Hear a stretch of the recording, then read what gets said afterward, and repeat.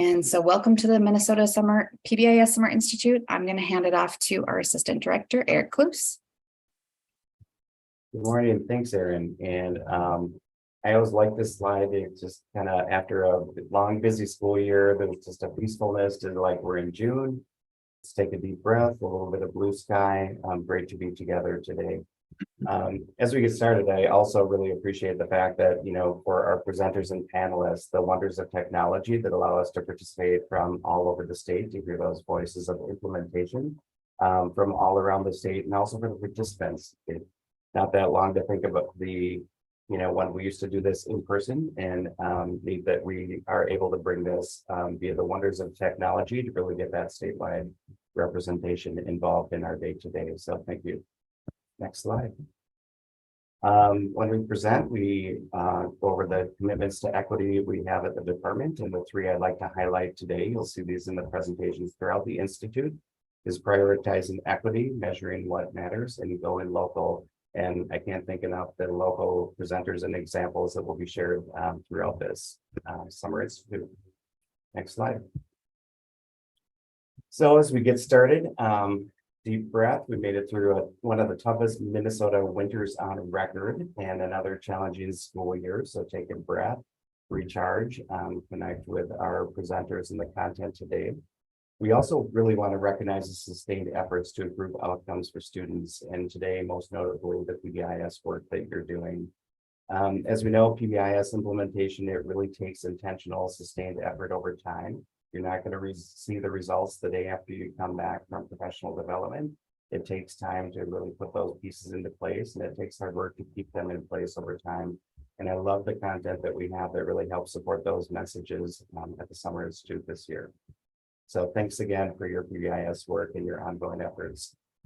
Just quickly thinking about the scale of growth, and we're coming up on our 20th year soon. So look for some 20th year celebrations and acknowledgements and other things that will be coming with that. It seems like just yesterday in some regards, and it seems like 50 years in other regards. But as you see this, again, that slow, steady growth of schools have been trained in implementing PBIS throughout the state. So impressive that what started as a room with, 9 teams training in St. Cloud at the Holiday Inn has grown over the time to 836 school sites across the state that have been formally trained through that 2-year training cohort process. Next slide. Again, when we think about that, again, we're up to 288 districts or charters that have had at least one school that have trained, and that represents 57%. Again, we covered the 836 schools, and that's roughly 40% of the schools in Minnesota. And those schools serve just shy of 400,000 students across the state. So know of the great work that you're doing and how that contributes to these great statewide results. Next slide. Super quick, but I just wanted to highlight the fact that what you'll hear through most of these presentations is that thought about implementing with fidelity and sustaining over time. And one of the things that we do when schools are going through cohort training is really measure their progress using a tiered fidelity inventory. And this slide is just a quick way of affirming, again, really why it's important. And why it's important is you can see that gain in growth as people are going through training. Each of those clusters represents, the training content that they get. The cohorts are spread across years, but you're looking at that progress. And what you see is no 2 years are exactly the same. No 2 cohorts are the same, no 2 schools participating. But when you see this average, this is giving us feedback that schools are making the progress they need with the support of trainers, coaches, regional coordinators to get there. And despite the challenges like the pandemic and other things we've seen in the last couple of years, we see that year after year, we're developing that gain, growth, and progress, and making it to a point where teams on average are able to implement well with fidelity by the time they complete that training. That's great news for us because, again, in the midst of challenge, you don't really know how that's going to go. You have thoughts, fears, concerns, doubts, and to see that affirmed year after year really is a tribute to the trainers, coaches, regional coordinators, and the regional teams that help support this work to make it possible. Next slide. Another nod to keeping this going, and you'll hear this theme throughout many of the presentations, but that's alignment with things that are going on. A couple of large state initiatives right now on Compass, Minnesota MTSS, and then Due North Education Plan represent things that for many of the schools on that graph have popped up after they got started, but that work to coordinate, to partner, to align efforts continues to be one of those keys to sustainability moving forward. At a local level, there are district strategic plans, building site plans, other things, all of these representing opportunities to align and coordinate our efforts to help support that sustainability moving forward. Next slide. So super excited about the content. Again, you'll see these local examples. You'll see alignment and things like how does it relate to pyramid model and PBIS? What does it look like for behavior coaches and behavior management? I just love the mix that we have, getting examples from local schools through the film festival, the roles of coaching and the effectiveness that you see there. Action-packed day to day. Super excited for the presentation with Dan and Govinda tomorrow and Data Voices for PBIS, using that principal coach relationship. Again, all of these things that we know and lead to success, but seeing a specific example and hearing these stories are just outstanding. And finally, we look forward to those celebrations through the exemplar ceremony. The ability to do this year after year and recognize that extremely important, and the timing at the end of a challenging school year is a great time to take a deep breath and celebrate with each other as well. So looking forward to the content over these 2 days. Next slide. We covered that, and I'll get back to that more in just a minute. A couple of things we wanted to, this is like one organized thing throughout the year, but also wanted to point out that there is a Minnesota Positive Behavior Support Network, which actually spans the entire age range, not just K-12 education or pre-K-12. So there's some great resources on there. The link and subscribe to stay on top of those resources. Next slide. There's also a YouTube channel, and we have a number of presentations that have been kind of cataloged over the years. So it's another great resource to check out. Next slide. The National PBIS Center continues to turn out with their partners great resources that really help address some of the specialized needs. So looking at this, again, measuring fidelity of core features, tier 2 systems and practices in schools, or why is it important to implement tier 1 for students with disabilities? What does the research say? Some great resources that continue to emerge almost monthly from that website as well. We have at the Department of Ed, we have a web page that has a series of recorded webinars, really highlighting effective practices. We started this during the pandemic to get people to think about how you might adapt things you know how to do in that environment, but have continued to build that content out. So a couple that we would like to draw to your attention, but an ever-growing kind of library of content that keeps building out. So again, great resources that are available on demand, not necessarily event-based like the Summer Institute today, but there are some specialized topics like how to integrate PBIS in school and behavioral health, which would be great resources for you to check out beyond today as well. And there is also a Facebook and a Twitter page for PBIS in Minnesota. So if you follow through social media, a great chance to follow along in those ways as well. With that, wanted to take a moment of reflection and to remember our colleague Becky Neese, who passed away very recently, still very heavy on our hearts. Becky was a local PBIS coach in Maple Lake. I remember when she came through with her training team, grew into being a PBIS coach, eventually a state trainer, came to work with us at MDE in 2016 and always brought that passion for improved results. The celebration of local teams and that energy and that commitment to improving results over time. We're going to miss her. We already missed her and have heavy hearts. And at the same time, you can see in that smile a little glimmer of that mischievousness and would want to celebrate today. these days, this is one of Becky's 3 or 4 favorite days of the year, Summer Institute, and especially tomorrow, recognizing schools. So we're going to remember her, and she would want us to carry the party on and to really connect with each other and celebrate as we kind of continue doing this. And I know we'll get a little glimmer when we get to the celebration of the exemplar schools and districts tomorrow as well. So we're remembering Becky today. Next slide. With that, I hope you enjoy the Institute. I want to give a special thanks to, again, all the building teams and coaches that are attending at the end of the school year. I want to put a shout out to our presenters. We couldn't do this without you, and seeing and learning from those local examples. Having done this 20+ years, I continue to learn so much every day from each of these conversations and presentations. And I know and hope that you all do as well. I want to thank the trainers and coaches work groups, the regional implementation projects, the MDE PBIS team, and the Minnesota State Leadership Team for PBIS that really helps keep this work going day after day, year after year. It isn't really about the getting started part, it's about keeping going and using that to improve results. And I'm inspired by the commitment of all of these people, including our presenters, and very much look forward to the sharing over the next couple of days. So thank you. And with that, I think I pass it over to Charlie. You're going to pass it over to me. Welcome, everybody. Good morning.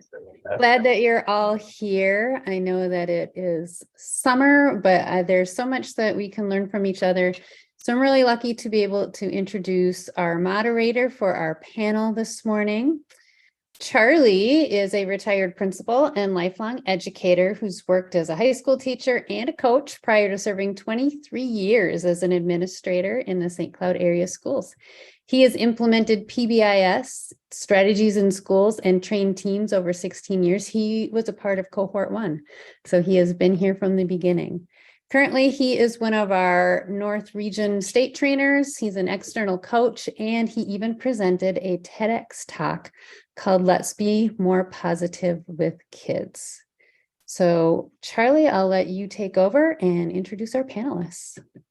All right. Thank you, Erin. And thank you, everyone, for joining us this morning for our Summer Institute, where we're focusing on strengthening the foundations of PBIS by going back to the basics. No better way to begin our learning here today than to hear from a panel of experts, where they hope to provide us with sustainable stories and give their perspectives on leading sustained implementation. We are so fortunate to have an experienced principal with us, a district level representative, and a building level PBIS coach as part of our panel. So let's get right to meeting our special guests this morning. So with us, first of all, is Kate Emmons, Director of Student Services in the Osseo School District. Kate has spent the last 12 years of her 38-year career in Osseo area schools, first as an assistant director of student services, and then as the director. She has been a classroom teacher, staff development specialist, dean, assistant principal, in addition to her time in the realm of special education. Part of her work in the Osseo area schools has been to promote the work of PBIS in all 29 sites, partnering with great staff at MDE, Metro, EXU, as well as across the district. Thank you, Kate, for joining us this morning. Let's meet our next panelists. Becky Church is the crisis interventionist and PBIS coach in Freshwater Education District in Wadena, covering level 4 programs at the Leaf River, White Pine, and Elm Tree Academies. Becky works with K through 12 students with a broad range of disabilities. As a PBIS coach, she wholeheartedly believes PBIS is one of the best ways to make connections with students, to help them be their best selves, and to recognize their strengths and then help them work on their weaknesses. So welcome, Becky, to the Summer Institute. Our third panelist is retiring after a 37-year career in education.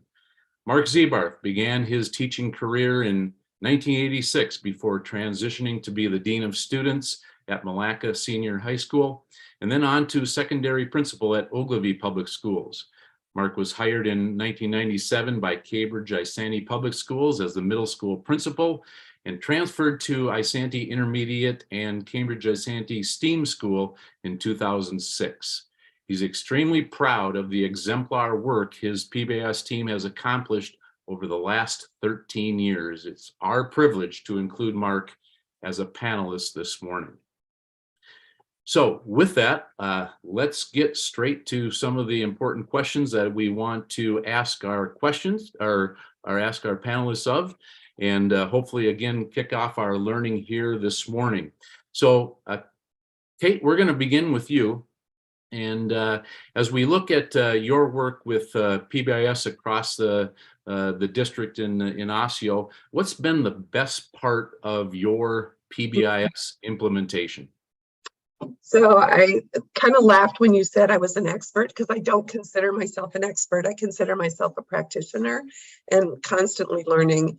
And one of the things that I think is the most interesting to me and the most valuable is how schools interpret the work and how it can look different from site to site, and yet all are doing good things for kids. So there is no cookie cutter approach. I've really liked seeing how schools implement and the impact it has on kids. All right, Kate, thank you so much. Yeah, and let's turn that same question over to Becky about what, in your experience working in your freshwater school district, about your PBIS implementation efforts. What's been the best part of that? Well, it's all been very, very good. However, one of the best and most valuable tools we have are our daily point sheets for students. All students are on IEPs, and the daily point sheets track behavior every 15 minutes. We are able to very rapidly use those point sheets to give students praise, to show them how well they're doing, and also at the end of the day, go over their entire day and look for areas where you can track and pinpoint, is it during math class? And is it your specific behavior of blurting, for example? They just really hone in on the details, and kids get to take those home, so it connects the parents as well to the school. All right, great. Thank you, Becky. And again, no better way to implement PBIS than to get those recognition systems going well. And Mark, over in Cambridge Isanti, what's been your biggest or best part of PBIS implementation from your perspective?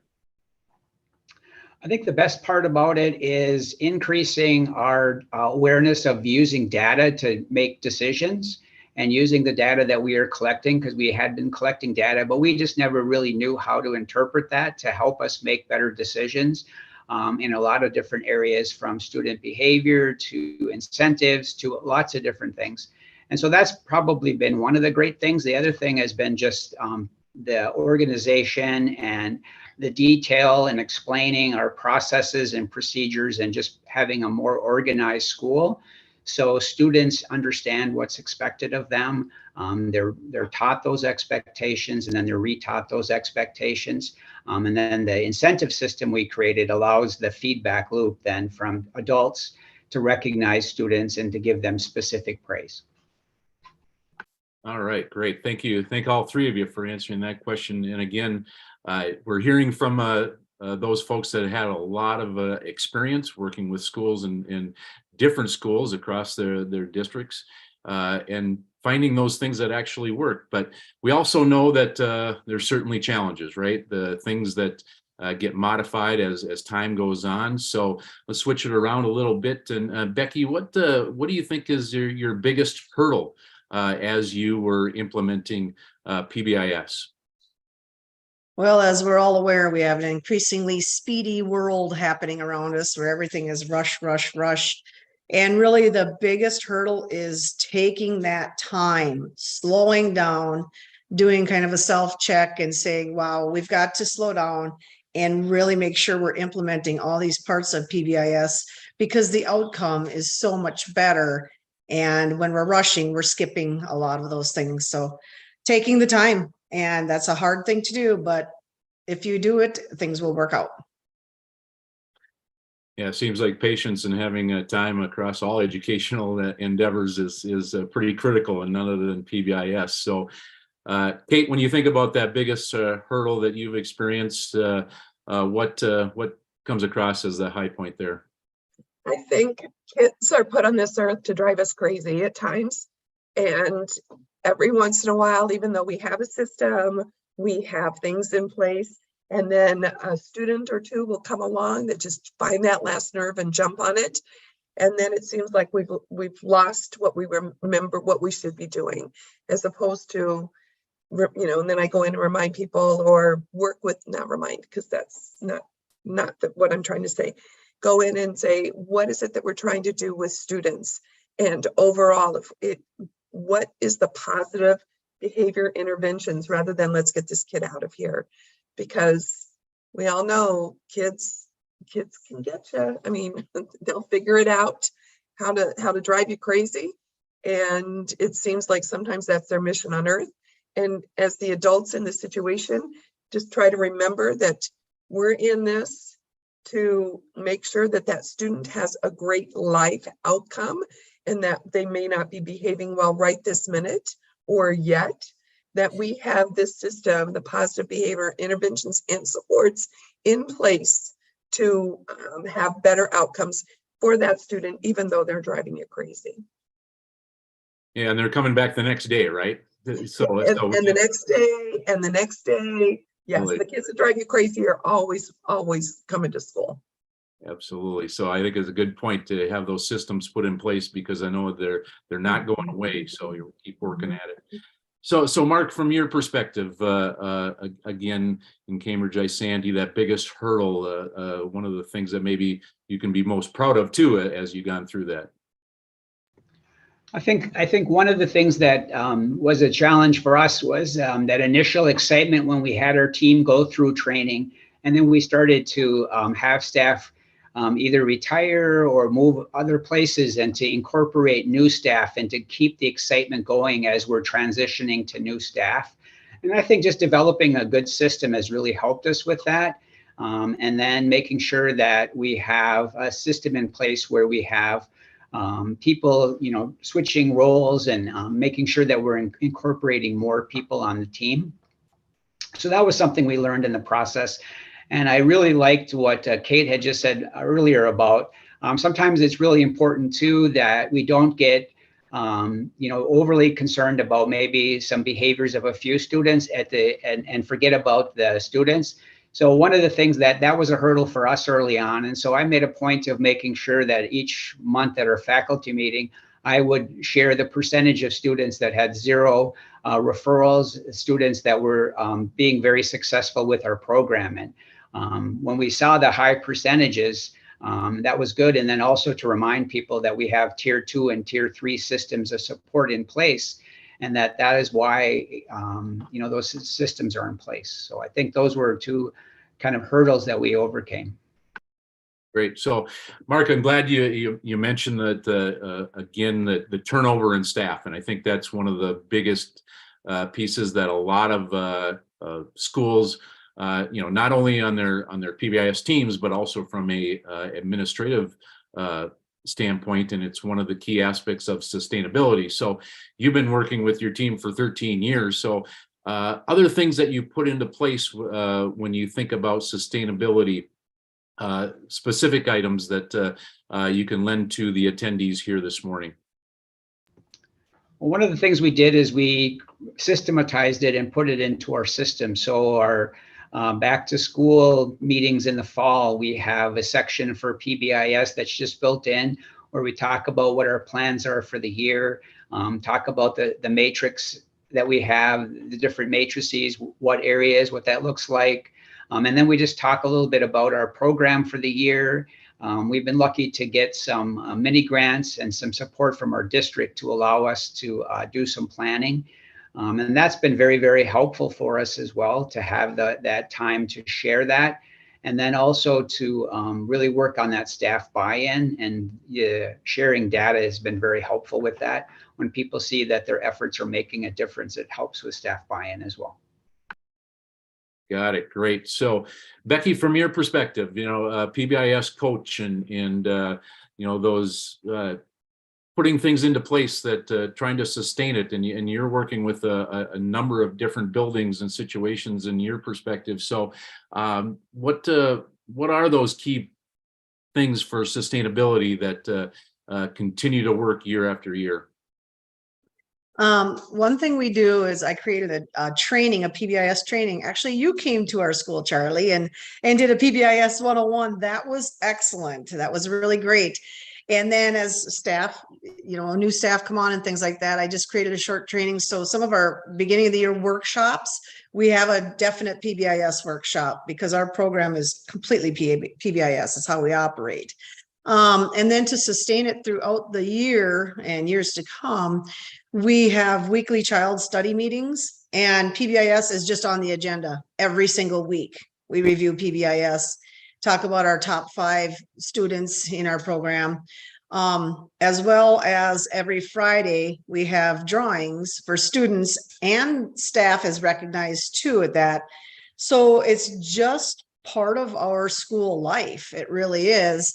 But one important thing too is for the coach to stay up on the coaches connection and any new research and ideas. That's very critical. And then taking that back to the child study meeting, which in turn the following day there's a para meeting, so our paras are on board as well. And then quarterly parent letters. So just that connection. Great. Yeah, keeping things up front to whether it's weekly, monthly, sharing data, sharing information, those drawings, and getting everything out there. So Kate, you've been working with lots of schools, obviously, across the Osseo School District. So, and each has their own unique systems, and yet from a sustainability perspective, are there 1 or 2 items that you really feel are critical from your point of view from a district perspective? Yes, so from my perspective, everything flows from our mission and then our strategic plan. So the school board has approved our strategic plan, and that includes positive behavior interventions and supports. So it is a directive from our school board. It's actually in legislation. So even starting there, we have larger systems in place that this is a part of our core work. And with that guidance, from both the state and the school board and our strategic plan, it is an expectation of every school. Like I heard Becky say, it's a part of the work that they do. And from Mark, yes, at the beginning of every year, there's an expectation for every school to do this. And it starts with the overall, the bigger picture. And then schools are to implement. And I and 2 partners in the district, Amy Tollefson and Jill Lene, work with that. We are charged with supporting the district in this. And another part is we've had Janet Christensen with us for the past few years. And I heard Becky reached out to you, Charlie, to get some nudgers, because I'm sure we can all here on the panel say in January, we're pretty tired. And if you get nudgers that are outside of your system that can say, this will help, it helps keep me focused on the right things. So that is a part of sustainability, that I don't get so enmeshed in other stuff, because, oh my gosh, in my job, there's other stuff. So bigger picture, and continue to focus on the core components. Awesome. So, yeah, I think that so true, and I think that's one of the things that we're finding out with a lot of our schools that have been trained for many years, several years. How do you keep this fresh? How do you keep this going from that sustainability perspective? So, any further comments, Kate, on that as far as continuing to keep things fresh from a PBIS perspective within each building? And I know it's different in your situation, but you have that district level perspective. So anything that sticks out from a freshness standpoint? I liked when Mark said, keep the focus on the data. And I also liked when he said, show people how well the majority are doing. Because if we can focus on the data, then we can see what is the problem we're trying to solve, or what is it that we're trying to incorporate. And for me, the freshness comes in from, we don't do PBIS. I mean, that is like nails on a chalkboard to me. It's like, no, we don't. We provide positive behavior interventions and supports. We create school cultures through the use of the core components of PBIS to create welcoming environments where every student who walks into that building feels welcomed and that they belong.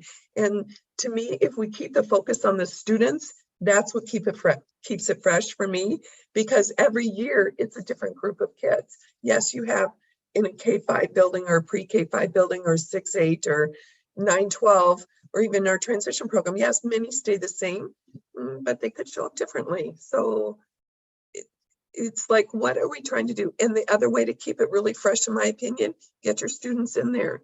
They provide the perspective, because instead of doing it to them, we're doing it with them. And once we get students on our committees, on our I'm losing my words, but whatever it is, you get students on there, they will keep it real, honest, and fresh. Excellent. And Mark, how can you add to what Kate just said about keeping things fresh? Again, your 13-year experience working with your PBIS team. I think part of it is just getting feedback from students in a variety of different ways. So we went from just doing drawings to having drawings, having a school store, having an incentive garden where students could earn time to do preferred activities. And so just getting student feedback and then increasing the different options for students to meet students where they're at. We also created calming corners in each of our classrooms. We got a grant. And so again, having opportunities for students to stay in the classroom as much as possible and to create systems that allow students and teachers to continue the education. So those are just different things we look at each year to how to keep things fresh, how to tweak our matrices to better reflect what's happening in our building as well. And then also just kind of finding out new ways to incentivize both staff and students.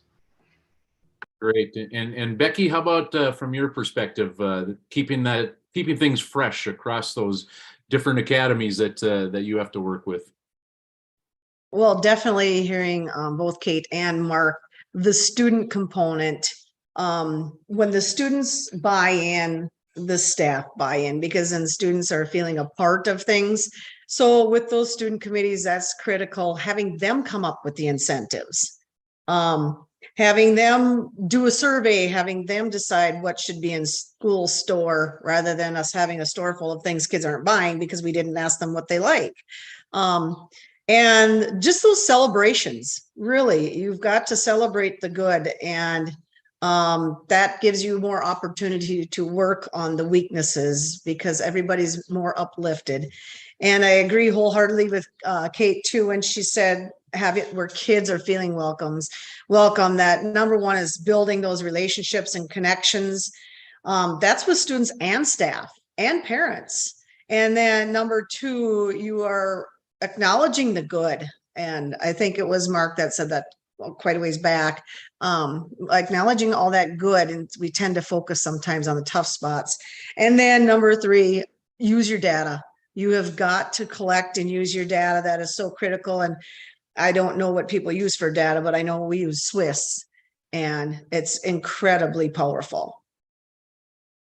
So let's stay on that topic a little bit, Becky, just about, we talked a lot about incentivizing students and recognizing students. And I know that sometimes we hear from other folks that maybe not on board with PBIS about those are the shiny objects, so to speak, the celebrations and that kind of thing. So in addition to that, how do we continue to not get distracted by just focusing on that, but continuing to implement and sustain in moving things forward? And again, not putting so much emphasis on the shiny things that seem to get all the spotlights. One thing definitely is prepping students and staff. What are the expectations? We just received the mini grant through PBIS, and part of that grant was used to purchase a 4.5 by 10 foot matrix of our program of our entire school that will be in the gym. And then each area has its own matrix, but posting those things, going over those things.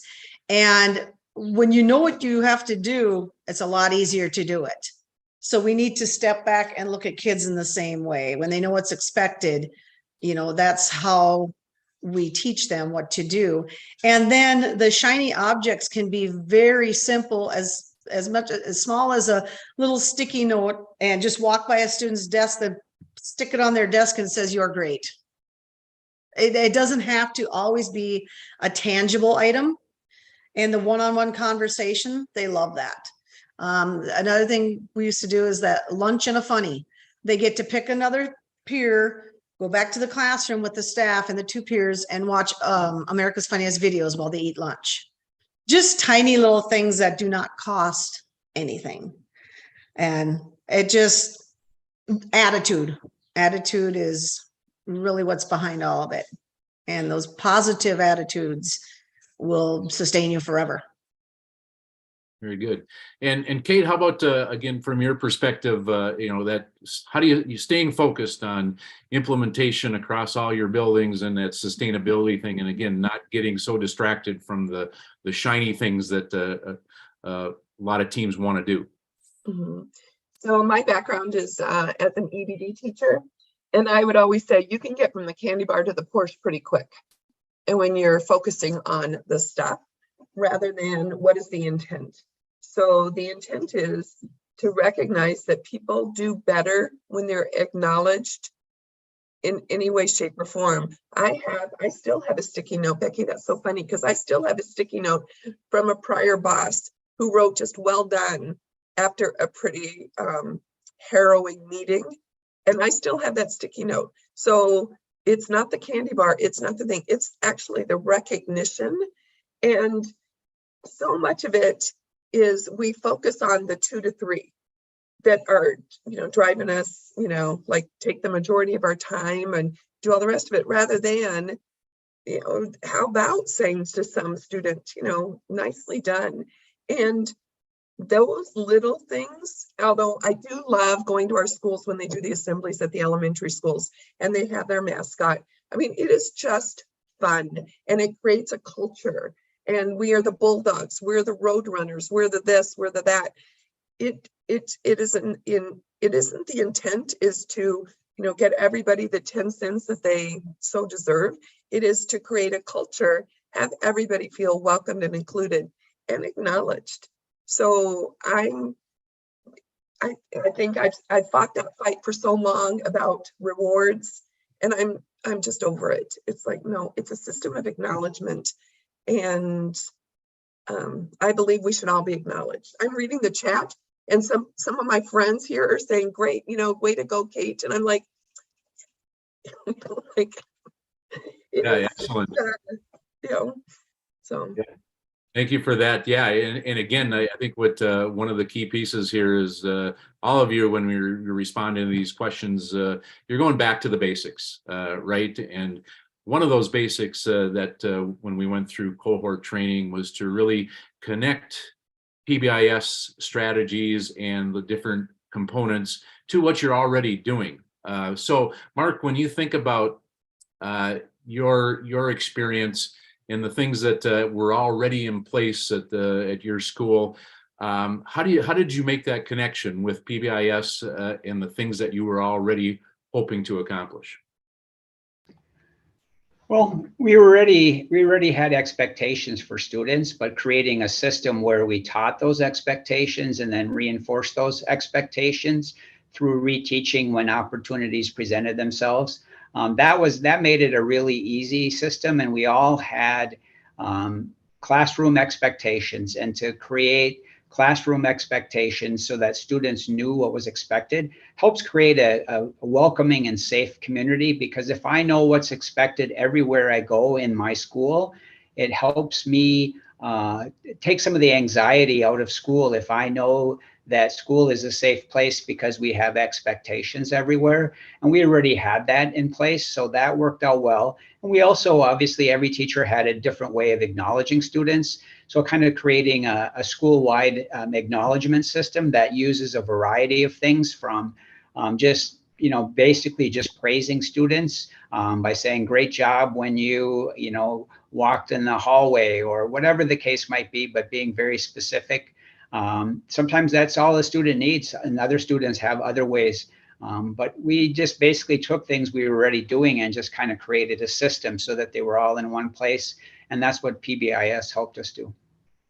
Great. Yeah, absolutely. And I think, Becky, again, as you look at your experience as a coach, and being more intentional with classroom expectations and school-wide expectations, what other kinds of things did you learn how to connect with what you were already doing as you implemented these PBIS components?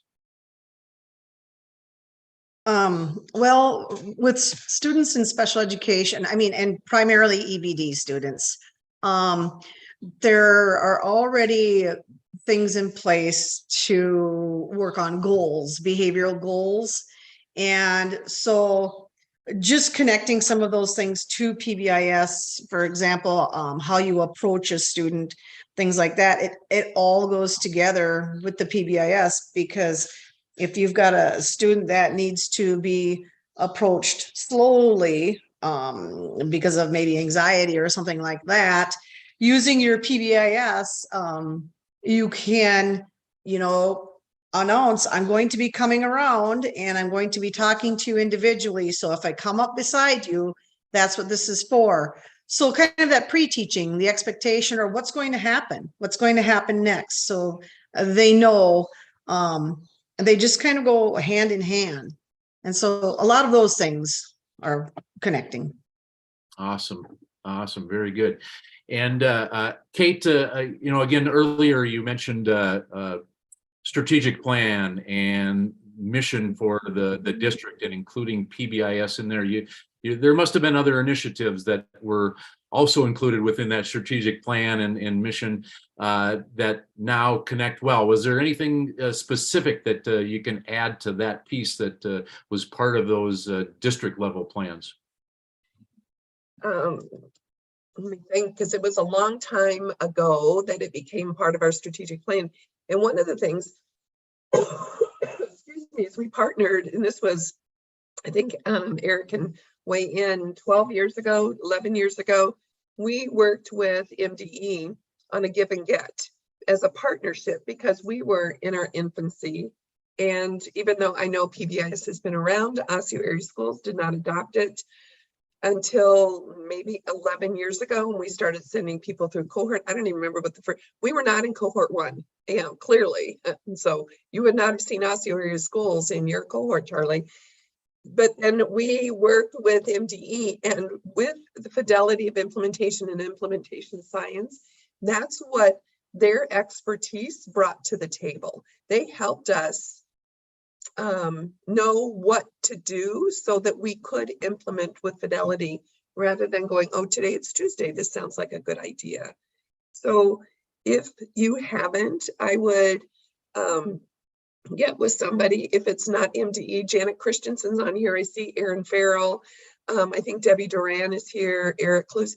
These people all know what they're doing, and they are fabulous resources when you, because there are every one of us have a strategic plan that doesn't just include PBIS. I laughed a little. I was like, yeah, right. Yeah, one thing. So we all benefit from working with each other, and especially those people that know about fidelity of implementation, about implementation science, because there is a science behind it. And if you do I always say in the realm of right things, because I don't ever believe there's one right thing. But if you do in the realm of right things now, then it sets you up for the realm of right things the next time. So. Very good. Yeah. And I know that one of the things that, PBIS doesn't go away, and the components and the implementation efforts that continue on and on. It's not like some of the other initiatives where staff will go, yeah, this is going to be gone, in 2 years.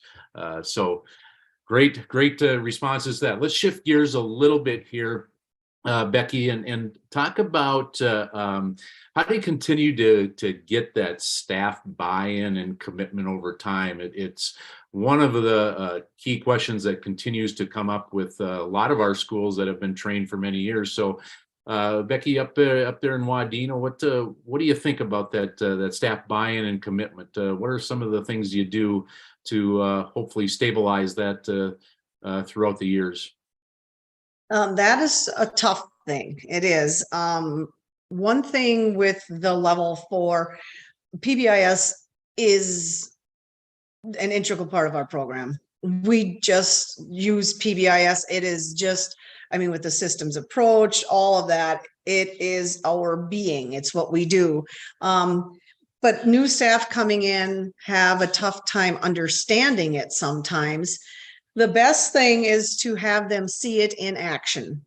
And so when they're watching another staff go around and hand out a behavior buck, to a student and saying, great job raising your hand when you're asking questions, very specific things, they start to understand. And when they see the reaction of the student, they really start to understand. And when they see how behaviors can change from negative to positive with the use of simple PBIS measures, they understand. And then also we acknowledge staff every week too at our drawings. There's always the staff big buck that it gets handed off to somebody new each week. And then we do other staff little things, putting the Post-it notes in staff mailboxes, things like that. So once they get the actual feel of it, then they buy in and are able to reproduce what we're showing them, And so it's just that ongoing. It has to be ongoing, though. If you let it lie stagnant for a while, you've got to rein everybody back in again. So that's about it. Gotcha. Yeah. And Kate, from your perspective, lots of buildings to worry about, a lot of staff turnover, buy-in. What's common in Osseo across all of the schools that maybe 1 or 2 things that focus in on continuing that commitment? So I don't believe we asked them to buy into PBIS. We asked them to buy into building a strong culture in which students feel welcomed and everybody feels safe. So PBIS in and of itself isn't a choice. The core components, the positively stated 3 to 5 behavior expectations, taking your TFI twice a year, sending staff to district meetings once a month. That's not a choice. And then those folks go back to the building. It's a part of their department or their building plans. So when I'm, students or for staff buy-in, it's like I'm asking them, our district is asking them to buy in, helping students feel like they belong at school. And I've never met a teacher yet that wouldn't buy into that. They may not agree with giving a ticket or whatever, but I believe, like Becky, once they see it, they'll be more willing to do that. And there are very successful teachers who've never given a ticket in their life, but kids feel safe and welcome in their school, in their classroom, because they understand what they're coming into. They understand the structure, the routines, and all of the rest of it. So from a district perspective, that is more, for me, the building gig. That's generally not my gig. So my gig is the politics of it. So. Yeah, absolutely, and certainly something that you have to deal with from a district perspective. And I'm, just glad that you mentioned that whole topic of creating that culture, because PBIS isn't something that you do; it's embedded within the the everyday things that go on, and there's plenty of examples out there where you don't necessarily give out tickets and you still capture good behavior, good expectations from kids, and they have that respect of the individual staff members. So well done. And Mark, let's continue on with this ensuring that there's commitment across the school system. What do you think? How do you approach that? Well, first of all, I think just having the culture of the building is important to everyone.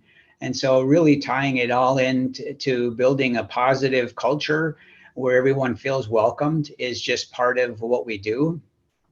And when you tie all the pieces together, it connects so many of the dots with our district strategic plan and just with good practices. And so that's how I get buy-in. And then if we share the data to show the difference that we're making, for example, this year showing the decrease in the number of referrals we were getting from our buses after extensively training our bus drivers on the program. Some of that data just really helps people really buy in and say what we're doing is making a difference.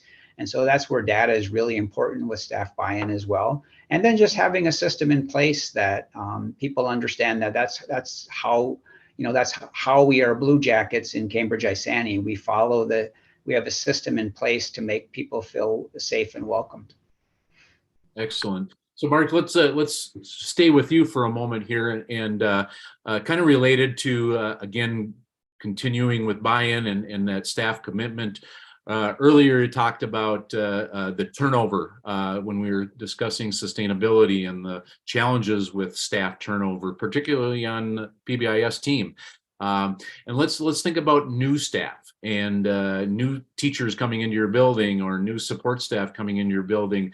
What do you do specifically to onboard new staff? Sure. So our district, we have our new teachers come in early before the rest of the staff. And as part of new teacher training, they're introduced to Cambridge Isani's kind of overarching PBIS. And then as buildings, we meet with our teachers and just talk about the program, talk about the purpose behind it, talk about what we're trying to accomplish from a building level. And then we bring in the rest of the staff the following week. And so we kind of have a process in place to really make sure that the new teachers understand that. And then also to make sure that our PBIS team members, which are representative of all of our different areas of our building, that they are, connecting with those new teachers, making sure they're answering questions, helping them if they have any issues or concerns about how do I implement this or how do I do this. And so that's really how we do it, is to just take the time to make sure that all of them feel connected. Great. And Kate, how about from your perspective? Again, you got a lot of buildings, so is there anything consistent across the district from that perspective, or if there's an example from a particular building that's as far as onboarding new staff to PBIS? So every year we develop a back to school training. It's Amy, Jill, and I would have a part of in August for the training for principals. And we set out kind of the game plan for the year of what PBIS work will be that year. It evolves throughout the year, of course. And that's a drop and play presentation usually, so principals can take our presentation in August, drop it into their beginning of the school year work that they do with their staff. And it's either in August at when teachers are back on boarding, or in sometime in September that they would then present this to staff. So. Okay, great. And Becky, again, looking at your role as a PBIS coach, onboarding new staff, how does that happen in your environment? The same way, beginning of the year, all staff training prior to school startup. And then throughout, as new staff come on board, it is part of our training checklist to go through that And then just having available on a Google Drive flow charts for the processes we use, all the different documents we use, like our point sheets, bucks, things like that, the behavior tickets, just having that all easily accessible to everybody. And then just because our whole building does it, some of our more senior staff kind of mentoring those people throughout the day as well. And then about mid-year, we do another refresher. This year we didn't, but oftentimes we do every quarter a whole PBIS all school thing, whether we do a skit or whatever it is, and review the matrix. And we also have a staff matrix too, not just a student matrix. And so all those things are readily available to new staff. Great, great. Yeah, and earlier you were mentioning as we were talking about recognizing students on a regular basis and part of sustainability and keeping PBIS in the forefront of what you do. You likewise talked just briefly about acknowledging staff. Maybe go back to that a little bit and expand on that response about how do you recognize the work of staff on a regular basis? One of the things that we added to our behavior bucks, they're the little ticket thing, is a spot to say what staff gave this buck to a student. That gives them some acknowledgement to, and then the student knows, hey, I was recognized by this staff person. And then again, every Friday, it's a different staff. We kind of talk about why we're handing off. We actually have a trophy that gets handed over, and what they're contributing to it. Birthdays, we sing to them in the gym. When somebody is the big buck for that week, we also have a specified parking spot that is staff big buck parking closest to the door. And then throughout that week, they get their favorite snack or drink or just little Post-its, whatever. It's acknowledged through an email so everybody knows what that staff likes again, and just ongoing like that. And each staff kind of, because of the few staff we have employed in our program, it gets to rotate through all the staff throughout the year. Everybody gets touched on at least once. Excellent. Excellent. All right. Mark, how about you? Recognizing staff, how does that work? We have a couple of different ways. One is we have our PBIS team creates kind of a calendar. Each week we recognize a certain staff person, and then that staff person is able to recognize some students from their classroom that have been demonstrating our character traits, which are part of our PBIS program. So we have that way. And then we also, each month at our faculty meetings, we recognize one staff person who has been making a major contribution to our building's culture through something that they have been doing. So we acknowledge them.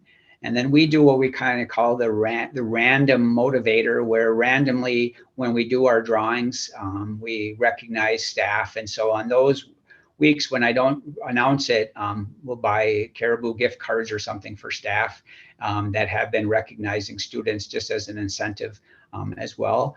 But the main thing is also just specific praise. If I see staff people doing something really remarkable, we started something called classroom compliments, where if we as a staff saw somebody with their students doing something to demonstrate our character traits or something on our matrix, we made sure that staff put that in a box, and then I would read those over the announcements on Fridays, recognizing with specific praise, making sure that we were very specific about what we were praising the students for, and staff really, really enjoyed that. Excellent. All right. And Kate, how about in Osseo? Anything specific as far as staff recognition? I think this would be an area for growth for Osseo area schools. As I'm listening to these others, I got nothing. So doesn't mean that we don't recognize our district team and do the rest of it, but we could probably do better in this area. Gotcha. Yeah, and certainly one of the toughest things, and I know there's folks are interested in hearing about support staff, and we've talked a lot about recognizing teachers and sharing data with teachers, and so Kate, let's hold on to that thought a little bit about support staff, from our custodians to our bus drivers to our cooks and clerical staff and paraeducators and all of the other folks that aren't necessarily in the classroom every single day but are vital, our volunteers. How do you work with those folks and get them up to speed on your PBIS implementation? That's, again, I think an area we could do better at. I know we do the TFI walkthroughs. At least when I do them, I ask a variety of people, what do you know about this? What do you know about that?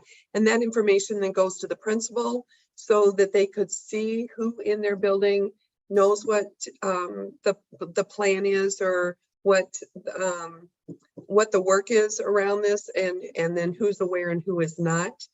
But basically, I think we could also, I know we've done trainings for bus drivers, our ESPs, our paraprofessionals, our education support professionals are in some of our trainings, not all of them, but again, probably an area for growth for us. Yeah, and I know Mark in Cambridge Isanti, you've done some bus driver training before. And how about some of the other support staff, even directly in your building? Just how do you get this information to custodians that may not be able to come to a morning meeting or an after-school meeting and so forth? One of the things we did as part of our new strategic plan is we have a day where all staff are invited for a welcome back to the new school year.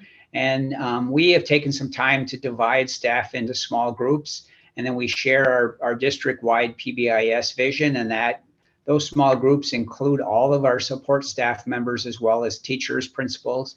So we try to break it down so that everyone is getting the same information, and then we take that after that.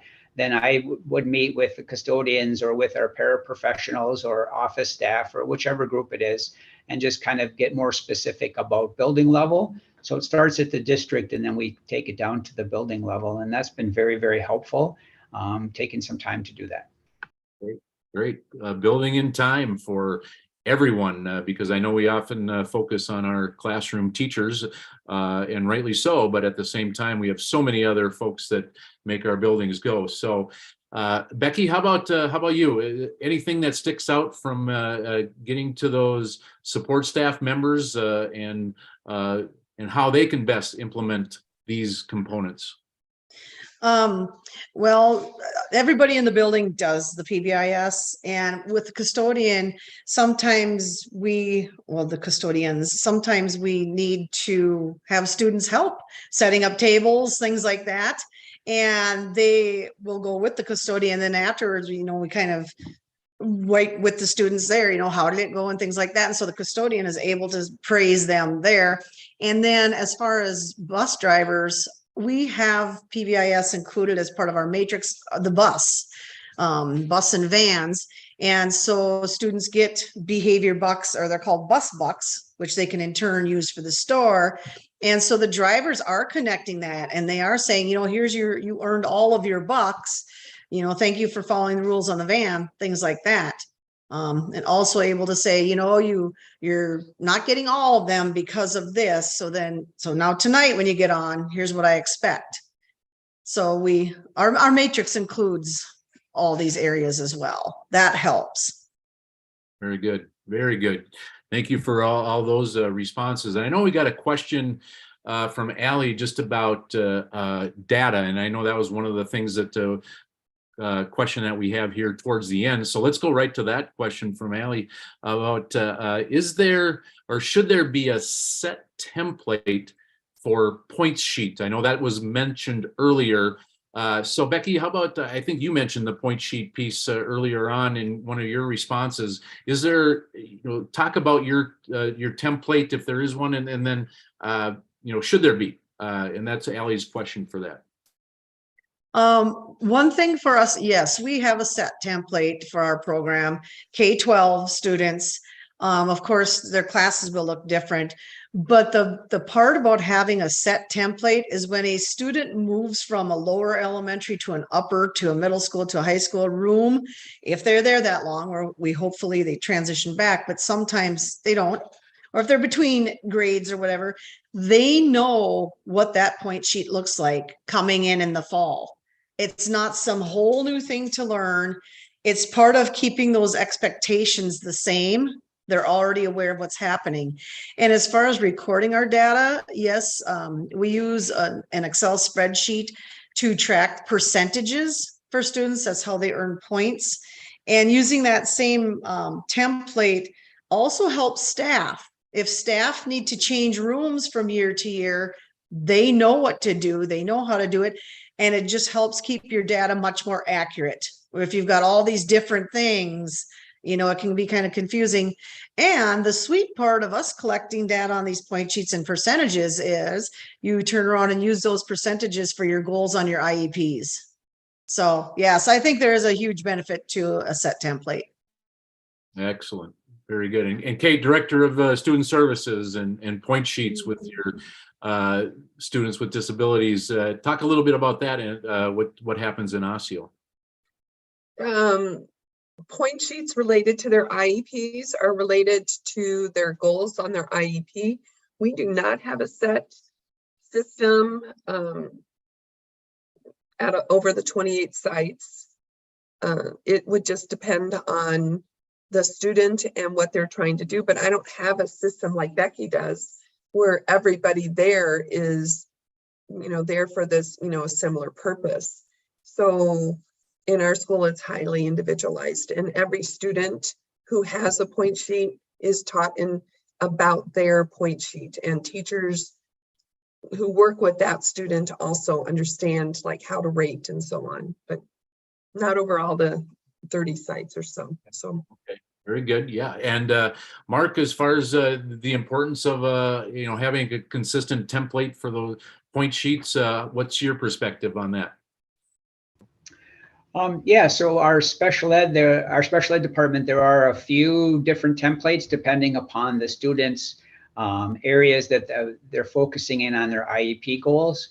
But they're not all, there's not one, there's a kind of a variety of them, but there's like a small number that they can use depending upon what the focus is. So yeah, there is that. And then for our school counselor, if we have students that we are tracking for as a tier 2 intervention, we also have some templates of some documents that the teachers can use to collect some data, especially if we're collecting data on specific behavior, components. So we do have a few things like that we do as well. So we try to, we have an assortment, but it's not a large assortment, but then we can kind of tweak it or individualize it to meet student needs. Excellent. Kate, let's go back to you. Yes. Raise I your just hand. got a text from my friend Janet Christensen who said, talk about Check and Connect, because Check and Connect is also what we have in our system. And that is a highly structured mentor-mentee program. And it does have a very similar, it's not even similar, it is the same concept from school to school to school to school. So that we implemented in order to increase the graduation rates and improve the outcomes for Black and Native youth in our system. And we have found great success with Check and Connect in our system. Excellent. Yeah, thanks for that reminder. I think, again, Check and Connect is a huge piece across many of our schools in our districts. So we only have just a few minutes left, and I wanted to go back. Mark, I'm going to start with you because I know you mentioned data way back as one of the key pieces of sustainability. And so what are some of the ways that you share data? You mentioned with staff, but how about with students, with families, with some other stakeholders in the district? Talk a little bit about how that data gets disseminated to those folks.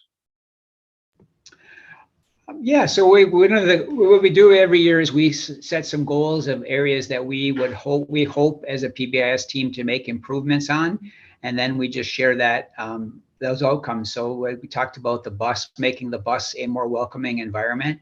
And so really focusing in on some expectations, some training, and then sharing the data with families, and not maybe getting into the real specifics. Like in 4th grade, there were 43, but just talking about trends and about what you're actually trying to accomplish. And then also we've focused in, for example, on safe playgrounds and some of the things that we can do, we're hoping to do, and then also then sharing some of the data and some of the things that we've noticed with parents related to that. So that's just a quick snapshot of some of the ways we've been able to incorporate that with our community. And also then obviously sharing that with staff during staff meetings as well. Okay. And Becky, how about you as far as sharing information, whether it's certainly through IEP meetings, you're sharing data all the time, right? And it goes hand in hand. But as far as the other whole collective data with students and families and other stakeholders, what would you say to that? So again, we use Swiss. And in our Swiss data, we can pull up, per student, per area, per time of day. So we really use that to focus in on where we can make improvements, also where things are going well. So if we have, maybe a parent calls in and says, hey, my child is complaining about the lunchroom, and behaviors in the lunchroom and things like that, we can use that data then to find out, what's really happening in there. That it comes from our systems approach documentation to when there are behavior referrals, what location, what time, things like that. And so we do share that, and we do share it in our IEP meetings specifically, and we have charts and graphs. Then sometimes we tend to just talk a lot and use a lot of words.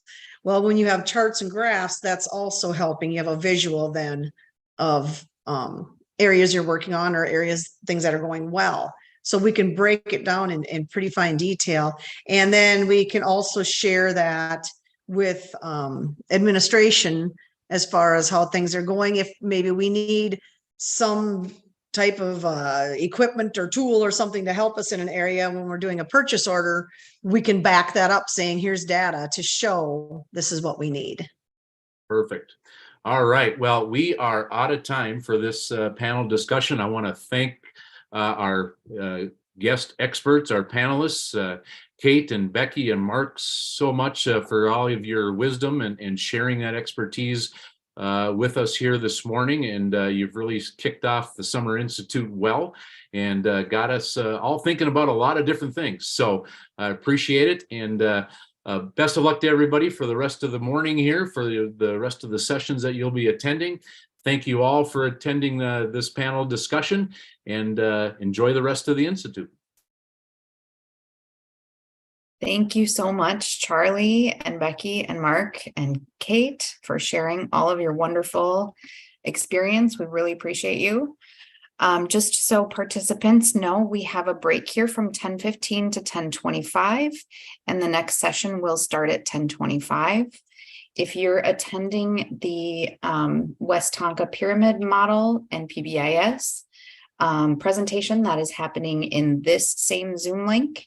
If you're wanting to go to the behavior coaches, using behavior coaches for behavior management, I will put that link in the chat. If you wanted to switch over, it is also in your agenda. And so you can choose which session, and they will both be starting at 10:25. Thank you.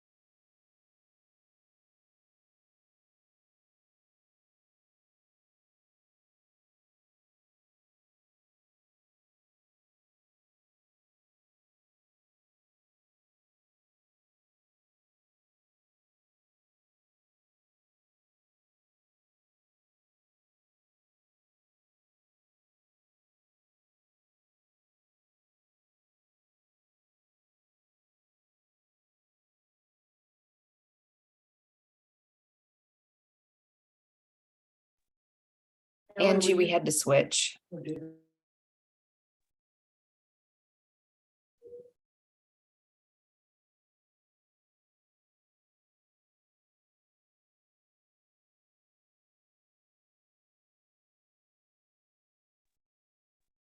So I don't see Aaron. Aaron Agnes was going to kick us off here in this one. I'm not sure what happened for her, but I might just wait a second here. But all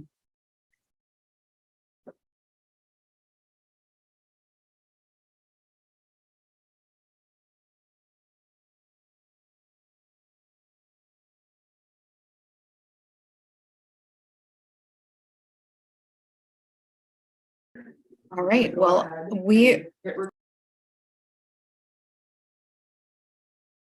Erin, I can go ahead and kick us off if you want. Welcome everyone to the transitioning students from the pyramid model to PBIS presentation. We're happy to have Emily and Scott with us today from West Tonka.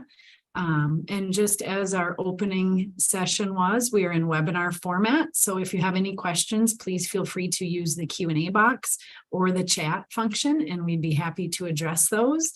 Again, thank you for attending Summer Institute, and a special thank you to Emily and Scott for sharing with us your pyramid model and PBIS information. I'll pass it over to you. Great. Hi, everyone. I'm Emily Rustman. I am the Director of Special Services for West Tonka Public Schools. And I am Scott Lotka, and I am the Director of Community Education and Services for West Tonka Public Schools. Previous to my role as Director of Community Education, I was a PBIS specialist at one of our elementaries and helped us with our implementation of PBIS. So today we have 3 learning targets. So we are talking about the pyramid model and PBIS, and we are hoping that you can have a understanding of the essential components of both of those things. Although I have a feeling that most of you already know the essential components of PBIS. We're also going to talk through some differences and similarities between the pyramid model and PBIS so that you have a better idea if you're just learning about what the pyramid model is. And then we're hoping to provide some examples of how we collaborate in West Tonka between early learning and our elementary programs. I'm going to kick us off just to talk a little bit about the pyramid model and what's been our journey with that. We have completed our 7th year of pyramid model implementation. We received funding through the state for the first 5 years. And we have completed at least 2 years of sustainability for pyramid model in our early learning program. The essential components are promotion, prevention, and intervention to help support children socially and emotionally in our early learning preschool programs. Go ahead, Emily, go ahead. With the pyramid model, the essential components really help us to meet our early learners and their families where they're at with their social emotional development through explicit teaching of social emotional skills through a developmentally appropriate manner.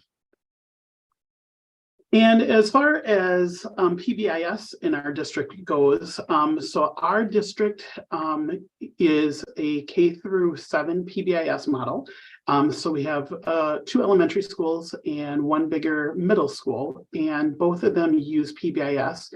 And then our high school has looked into some of it and has pulled some of the information from PBIS to kind of start to implement in that upper secondary piece.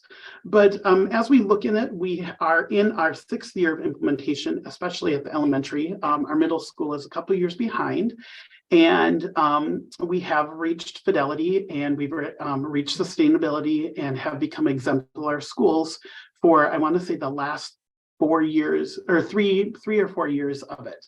But we really focus on those essential components of teaching those common expectations and providing those well-researched based interventions to help support our learners, and then reinforcing those positive behaviors. And we're going to talk a little about that a little bit more as we go through it.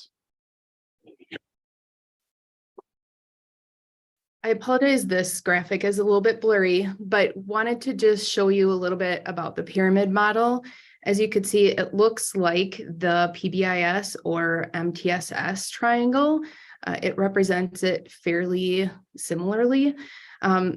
The bottom, it looks a little bit different because it talks about effective workforce. And what that means to us is just making sure that we have people in place who have bought into a positive behavior model, that we're supporting them through professional development and ongoing coaching. And so what this initiative has allowed us to do is to make sure that we incorporate all things pyramid model in all of our conversations through different modalities.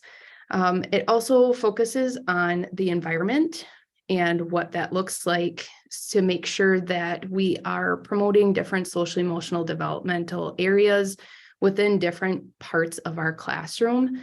The amazing part for West Tonka is that we do this from our early childhood family education classes, our adventure club, which is our before school, after school childcare, and in our preschool program. So when we are talking about successful environments, we're really talking about all of those different components and how we can help families at home as well with their different environmental areas. Then we also, the middle, the green, talks about targeted social emotional supports. So how we're explicitly teaching students different skills in different areas of the classroom and setting our classroom up appropriately. And then the red, of course, there are those students that might need the more one-on-one or small group explicit teaching. So again, it's very similar to PBIS and multi-tiered systems of supports in the model.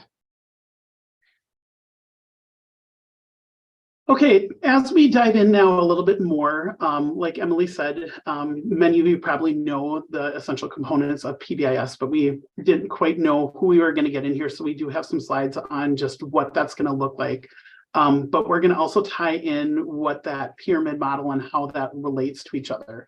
As we go through this, one of the things to understand about the pyramid model and the PBIS model is they are really developed really side by side with each other, and they're not a mirror image by any means, but they are very, very similar.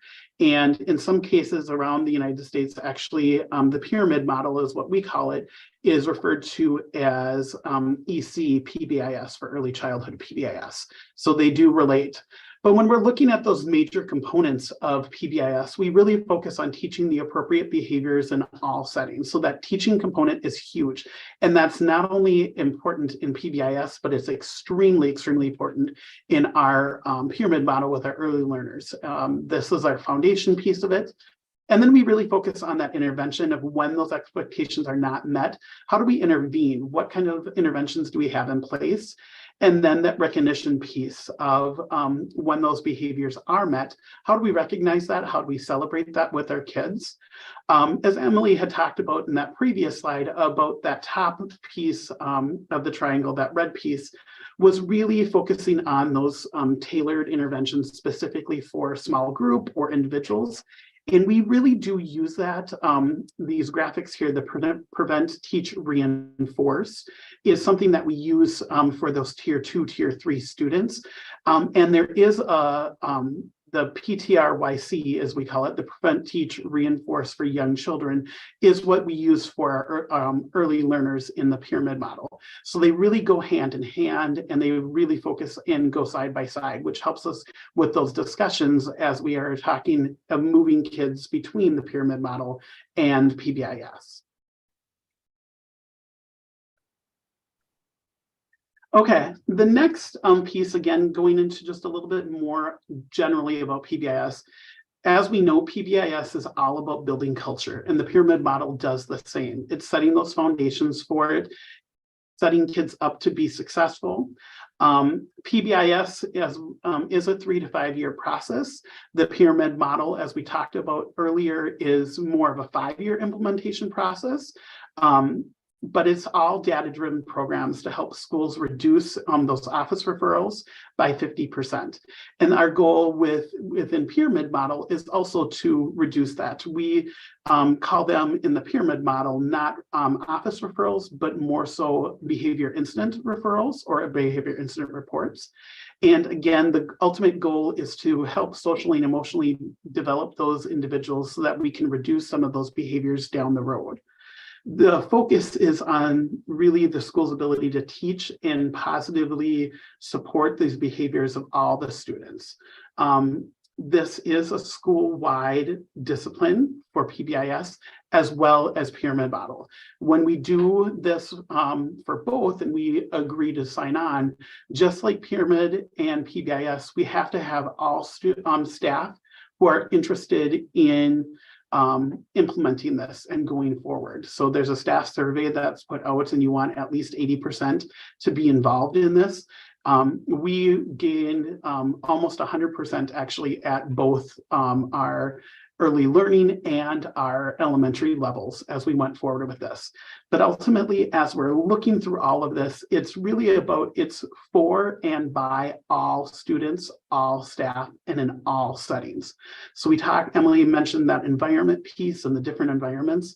We use this across the board in all different settings to help support our learners. Moving a little bit further beyond of what actually is PBIS, that PBIS is a team-based approach and is a process for creating that safe and effective school environments through that systematic problem-solving, planning, and evaluation. And that is the key right there, is that systematic approach to the problem solving, the planning, and the evaluation piece of it. Because if you don't have that system in place, it's not going to work. It's not going to be sustainable, and you're not going to be able to reach that fidelity point in either the pyramid or the PBIS model. The system approach enhances schools by educating children and the staff really on school-wide and classroom behavior supports and systems. It's setting those expectations. It's giving that information. It's teaching them what do we want to do? What are we expecting? So that we can set those kids up for success. And again, that's replicated in the pyramid model as well as in PBIS in our elementaries and middle school.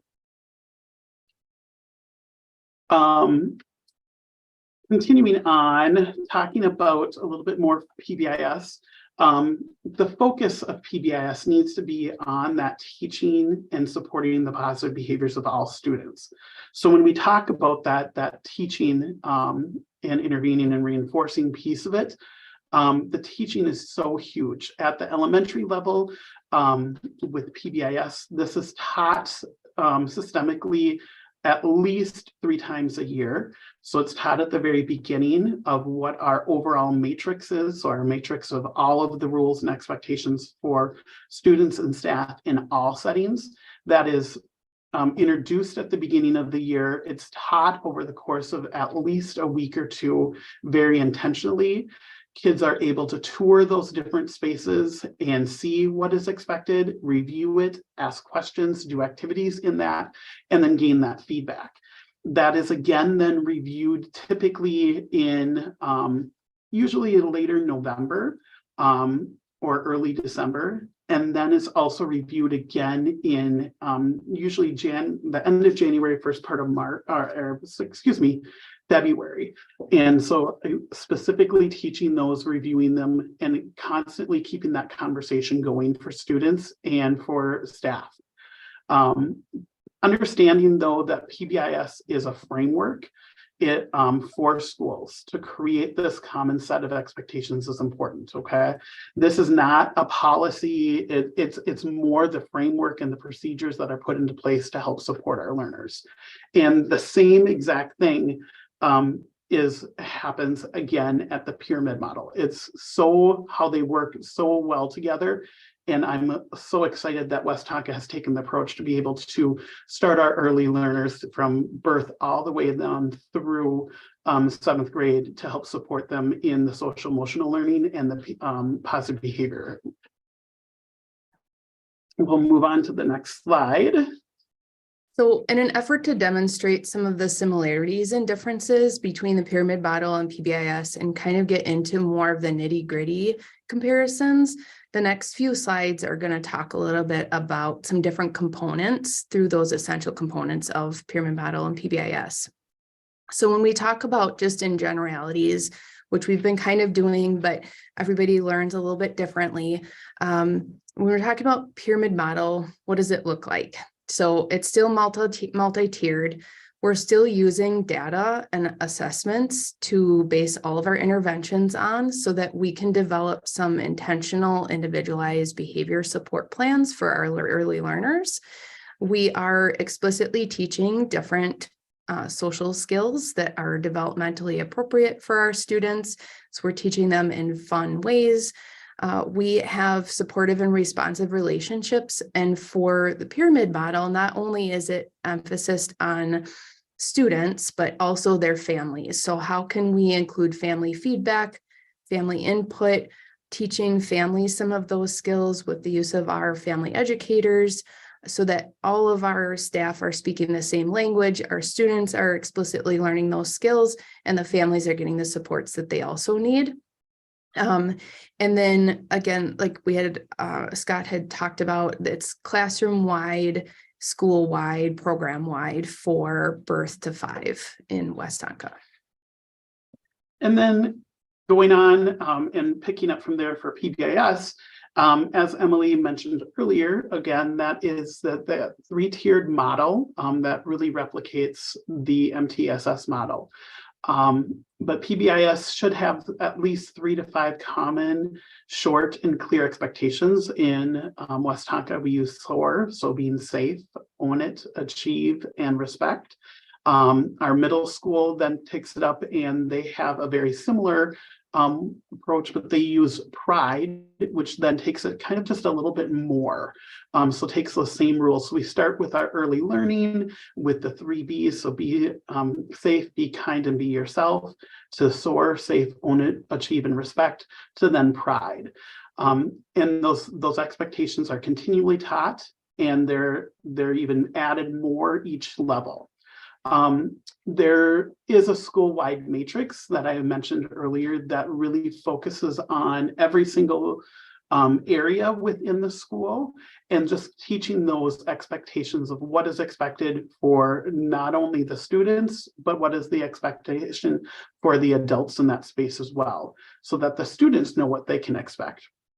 It is a data-based decision-making model. And we're going to talk a little bit more about that, about how important that data is and how it can be used to make changes to our model as we go through, or if we're seeing that there needs to be some interventions put in place in a specific area, we use that data to help support it. And just like pyramid model, it is a school-wide model, okay? So we talk about talking in the classroom and then moving through that whole school-wide model of expectations. So again, a graphic of what this might look like. In Westonka, we have been working with the U of M, the Carey Group, on an MTSS, multi-tiered systems of supports review. And so we are heading into, I'm going to say, the 2.5 year of those efforts. And so we're really working hard on how we can integrate early learning into the MTSS process as well, through the incorporation of pyramid model. And then we also are going to be starting the classroom engagement model this next year as well. So we're really talking district-wide MTSS efforts focused on social and emotional learning. So there's 3 tiers for early learners, as well as 3 tiers for elementary. We're working through coordinated problem-solving teams so that is also a district-wide effort, and then school-wide expectations, which would include celebrations. Exactly. So then we want to talk a little bit about what the sites might look like. So for the pyramid model, it comes out of a special education, early childhood special education funding. We look for partners, which in West Tonka is our community ed partner. So we're looking at our our preschool students, school readiness. We have involved early childhood family ed. We have early childhood special education involved, both for birth to 3 services as well as 3 to 5. And those are integrated into our ECFE classes as well as our pre-K classes. We have integrated some of those efforts into Head Start partners. When we have students that are shared, we collaborate and help them work through some of the positive social emotional skills and how we teach those skills, help them with any interventions that they might need. And then our childcare program. So working closely to make sure that, again, our before school, after school childcare program also has the same language and definition of what we're expecting for our students in different areas. And then taking on from there, we look at PBIS. It's a public and private and charter school setting. Okay, so they can be in any of that, can vary in age levels from pre-K through 12. And this could include things like community education and community schools, alternative learning centers. It can be a setting for special education sites, could be transition centers, could also be within the juvenile justice system and those type of schools. We again, as we look at that PBIS piece within West Tonka, we talk and think about our partners and how that looks. Community education oversees our early learning program, but also our school-age childcare program. And so we partner with them, the schools, to be able to provide those same type of language and same type of expectations so that the information is consistent and kids can get used to that in the school setting and outside of the school setting.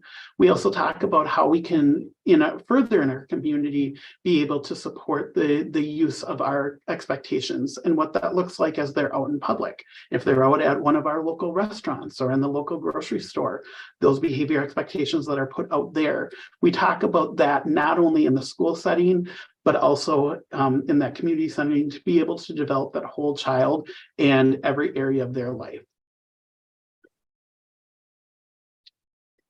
One of the most important areas of both models we wanted to highlight is coaching. So with the pyramid model, there are a couple different types of coaches. There's internal coaches and behavior coaches. And so I feel like the state centers of excellence have done a really nice job of providing a routine for training for school staff to engage in different scenarios, to have a full understanding of what the pyramid model is, and then provides additional support and training for these different coaches that are incorporated into the model. It really has helped us with sustainability efforts, as well as ensuring fidelity. So for internal coaches, they do attend a full day of training so that they can get an idea of what the pyramid model is and what their expectations are as internal coaches. They also attend a 2-day training for TPOT reliability. The TPOT is the assessment that we give to ensure that we're fulfilling the pyramid model expectations with fidelity. So this internal coach would go into a classroom. There is a evidence-based practice uniform checklist that they have to go through, and there's different criteria that teacher and classroom would need to fulfill a certain amount of points that they would need to make sure that they were in their fidelity check. Or if they didn't meet all of those fidelity expectations, then we would help them and support them in those other areas through that internal coaching. There's also coaching connections. So this has kind of evolved over the years, where those internal coaches can reach out to other internal coaches, and they almost have a network of people that they can go to for different types of supports. Really, like I had mentioned, this is really for the internal fidelity check. All of the teachers who have met fidelity are then put on a rotation of when their next fidelity check would be. Even though they might not be officially under a coach's eye, those internal coaches are always there as supports within the program to make sure that staff feel supported and have the resources that they need. Another component of coaches are the behavior coaches. So again, they're trained on what those expectations and look-fors are as a behavior coach. So when they come to our district, they're prepared and have the resources that they need to make sure that the staff, again, are feeling supported when they have challenging behaviors or challenging situations arise. Usually, in Westonka, these people have been staff that are excited about challenging behaviors. They have a passion area for helping other staff. Sometimes these people are those staff that have more of a flexible schedule. So our early childhood family educator has been one of those coaches for us. We have 2 different sites for our early learning programs. And so we've established a couple of different people to share this role so that those people are close by, so that if there is a situation that comes up, if a teacher would need to brainstorm quickly on a situation, that those coaches are available and ready. And what we've tried to do over the years is keep those behavior coaches consistent and keep developing their skills. They are also helping with our prevent, teach, reinforce young children. So the PTRYC, they're helping us head those types of interventions and supports so that we can build internal capacity within our program. And where this is where PBIS is a little bit different from the pyramid model. The pyramid model focuses a lot on the classroom teacher and that teacher classroom model, whereas PBIS in the elementary, we do that, but we really focus on it as a school-wide approach. And we want to make sure that all classes are on board and all classes are teaching, but it's not as individualized with the coaching aspect. So we do have coaches, internal coaches within the school. We have actually 2 that are co-coaches at each elementary school. One is our PBIS specialist, which is also the dean of students. And then we also have a teacher who is a classroom teacher who is a coach as well. And these coaches attend the regional coaching days in the fall to kind of kick off the year and get those ideas, and then learn about that coaching role and the responsibilities and what type of new things are coming up and should be focused on during the year. And they take that coaching assessment just to figure out where they are at and how that they can progress and develop those goals from there. And then throughout the year, there's additional coaching sessions in person, whether this is on site or virtually, and they offer the coaches based on the 2-year scope and sequence, and then the personal action goals. So the coach not only themselves work with those classroom teachers to really kind of develop those goals of what that looks like, and they do that more so with a team approach of a grade level versus just that individual teacher themselves. But then they offer multiple check-ins on the progress and data decision throughout the year. They look at that data that's collected, which we're going to talk about, I believe, in the next slide, that we utilize Swiss to collect those behavior incident reports, and then figure out ways to intervene and provide some additional individual coaching needs if they need. So all throughout, there is that coaching model. It's just a little bit different in pyramid to PBIS. The last comparison, although we could talk about comparisons for a really long time, the last about it are our data systems. So with the pyramid model, the state uses an online data system to implement our fidelity data. I have not been trained in this. We have some of our administrative assistants that enter this data. Our early childhood coordinator is also really involved with this data. But it's a system that the state is using to make sure that we're measuring different fidelities. And so that's statewide.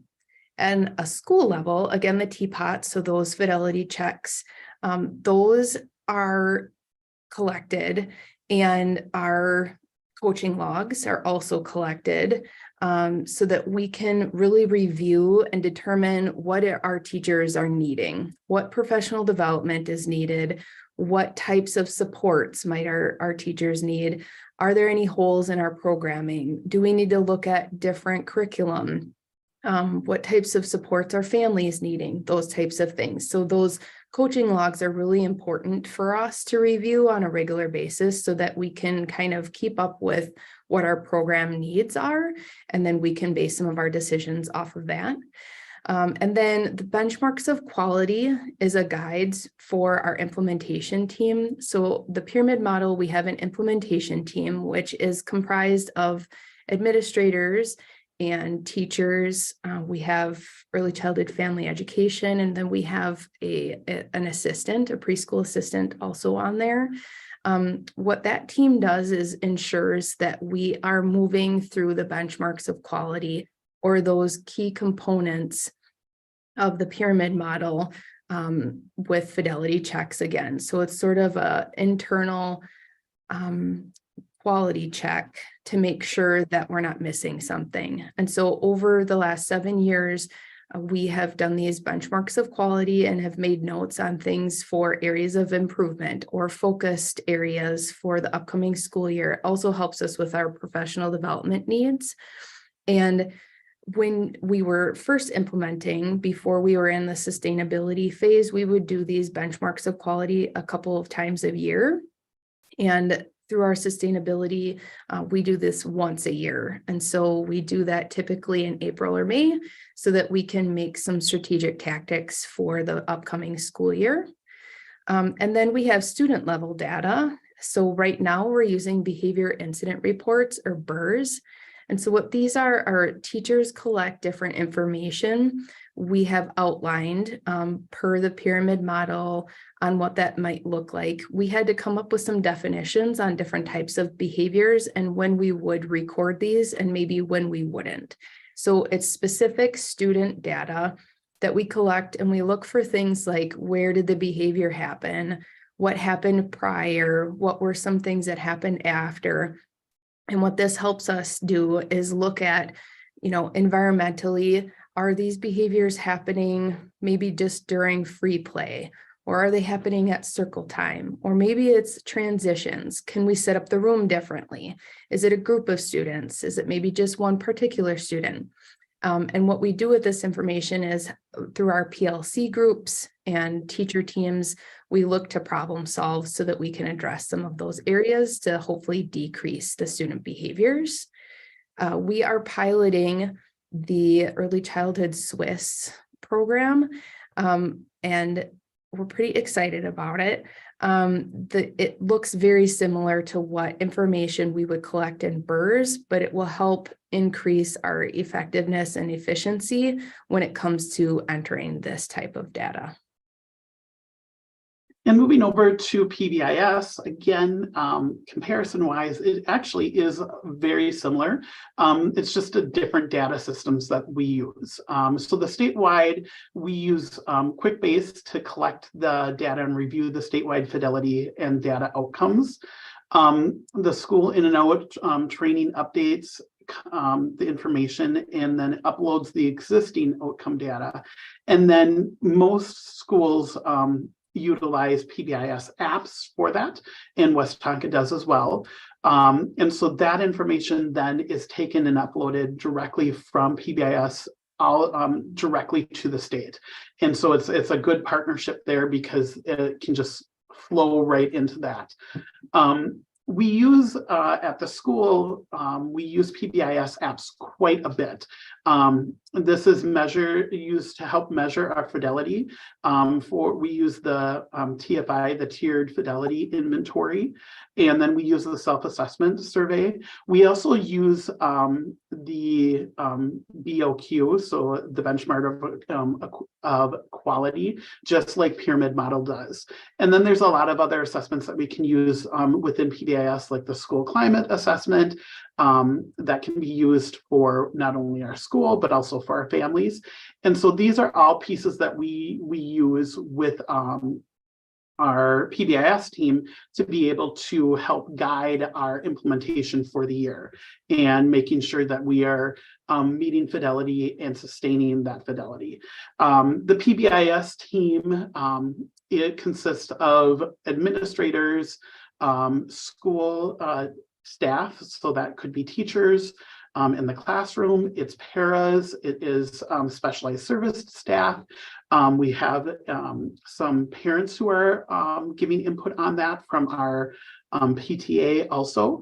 And so this team meets together typically bi-monthly to be able to review that data and see, okay, what type of interventions need to be put in place? Is this something that is systemic? It needs to be a school-wide change in intervention, or is this a classroom, or is this just an individual single student? And so we take that to help guide us. We usually do those BOQs, like Emily said, just as the pyramid model did it once a year. Now that we are sustaining and at fidelity, we usually do that in April and May to help guide our discussion and develop our SMART goals for the upcoming year. And so we use all of that. And then along with that, we also use Swiss. So I'm really excited that the pyramid model is bringing on the EC Swiss in that West Tonka, where we're going to be piloting that because it works so well, and that information is just at your fingertips, which is great. And it just leads right into that further development of what do we need to help and how do we intervene and provide the support for the students and the staff that need it. So if you have a copy of our slideshow, we included a few different resources that are just general resources for both Pyramid Model and PBIS. We had mentioned that there's a lot of different similarities, and you know, the models are very congruent with one another, with maybe some subtle differences. So just wanted to give you a few resources to just help if you're exploring the pyramid model and are curious on how things are compared. There's also our email addresses at the beginning of the slideshow, or at the end of the slideshow, you'll have our email addresses. So if you have any specific questions, we'd be happy to answer those too. So just talking a little bit about, we've talked, you know, you have the essential components of both pyramid model and PBIS. You have some of the core areas of comparison on kind of the structure of pyramid model and PBIS. And now we want to talk a little bit about some examples on how we have worked to connect our early learning program with specifically our elementary program or kindergarten. So we have worked as an implementation team for pyramid model in collaboration with PBIS leaders at the elementary programs to get those expectations around common areas. So in our early learning program, and I think we have an example of one of those areas in a couple of slides up, but we have the same things for pyramid model. Different areas have different expectations for both students and staff. We are working hard on restorative practices in our K-22 now realm of things. And so when we have brought in different trainers for restorative practices, we have helped to implement some of those same restorative practices, but at a much simpler level for our early learners. So using pictures, talking about feelings, bringing kids together, using our problem solving. And so trying to start some of those mending relationships and working through challenges at a very young age, so that when they get to our primary schools, that they have a better understanding of what that looks like. Scott, do you want to talk about stop and think? Yeah, yep. And before I actually talk about stop and thinks, one thing that I forgot to put on the slide was that we also have been focusing a lot on the nurtured heart approach to teaching at our early learning, as well as our elementary and even middle school. So that kind of goes along with that restorative practices piece, but really that focusing on that nurtured heart approach to teaching and how we can implement that. So that's another piece that helps with that connection. The stop and think and the pause and process, these are something that we use within PBIS. It's just like we use at the early learning with the BERS, but the stop and think is really just a piece that we use to help with our conversation with the students. It is not a office referral. It is the step before that. It is a step to really help teach them to stop and go, okay, we made a mistake with one of those behavior expectations. Let's think about different plans and different ways that we can do to go about fixing that. And then let's learn from that. So it's that teaching tool. It helps with that conversation. It is a slip that we fill out. We do some tracking of that data just to help. But as we have that conversation with the staff, we tell them it's not really about the stop and think. It's not about the piece of paper and the data collection. It's truly about the teaching piece and that conversation, taking the time to, in that moment, reflect on how can we do better and recognizing that. And then along with that, goes our positive rewards. So at the elementary, we have SOAR tickets. And so these are ways to recognize those positive things and recognize those positive behaviors and expectations when they are met. And so this is, we have to stop and think for that time for when we make a mistake, but we really want to honor that, those positive things. And we talk with our staff. You've probably heard this many times that it should be 5 to 1, that 5 positives to 1 negative. So really focusing throughout that time that if they have a stop and think that week, you really have to work extra hard to make sure that you find 5 positive things that they are doing and point those out throughout that week. We also do some different incentives that go along with this to recognize that positive behavior. That could be just stickers. It could be little trinkets. It could be our SOAR slips that go home. At our middle school, they anytime that they get a pride slip that is emailed directly home to the parents. It's all done electronically, which is kind of cool. And it comes from the principal and it just goes to the students' email inbox, and it goes directly to the parents. And it's a wonderful conversation then to be able to have that communication home. At the elementary, we send those home once a month, and we have competitions on how many SOAR slips each classroom can earn. And then as a school or as a classroom, they earn different incentives to work towards, whether that's a classroom competition against which class can earn the most and have a dance party, or it could be a school-wide bounce house party that they have earned. And we, as a school, rent bounce houses for the day or things like that. And then classes get the opportunity to utilize those throughout the day. So those are just some different ways that we recognize that. Emily, do you want to talk about Swiss, or would you like me to? Just a little bit. The positive rewards for early learning look a little bit different. It's more stickers and more of those immediate motivators. So classrooms will have bulletin boards that have fun, like super friends kind of things on them, or the students are able to earn some incentives, but it's more immediate for them just because that's more developmentally appropriate. They're able to talk through what they were doing as far as it being a positive behavior. And there's usually some sort of recognition right away within the classroom. And then we did talk about Swiss and EC Swiss a little bit already. We're just trying to, again, in an effort of consistency and, efficiency, making sure that our systems are aligned with one another. So instead of having the behavior incident reports, the BRRS and Swiss data, hopefully with us using the similar systems, although they don't talk to each other yet, I think it'll be really effective for our teachers and our programming.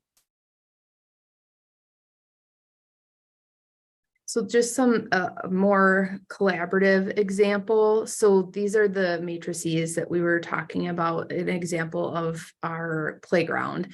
So for our early learning program, it's playground and or motor space because they might have both things depending on which site they're in. And so again, our expectations for early learners are being safe, being kind, and be your best. So there are different child expectations and adult expectations.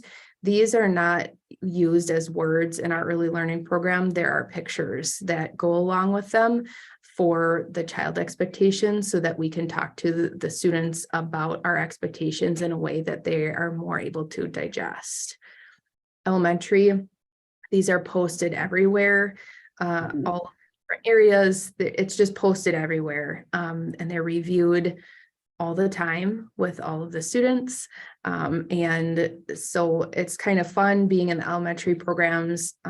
You can even tell the students that really get it and really want to get those SOAR slips because they start policing themselves on to do to be safe, to own it, to achieve, and to respect. The one thing that I would just comment on the difference between the two is that even though we have those adult expectations built in and that conversation is part of that teaching, this is one part of our matrices. Our matrices is actually really, really large. And each classroom has one of those as well as the classroom expectations. But this is just an example of what the student expectations are broken down. And these are placed all around the school so that it's a good reminder for students to be able to do that, whether it's on the playground, in the hallway, in the bathroom, in the cafeteria, at an assembly, at our parent pickup. You know, it's just broken down everywhere. And this is just a small little poster of just the bigger matrices.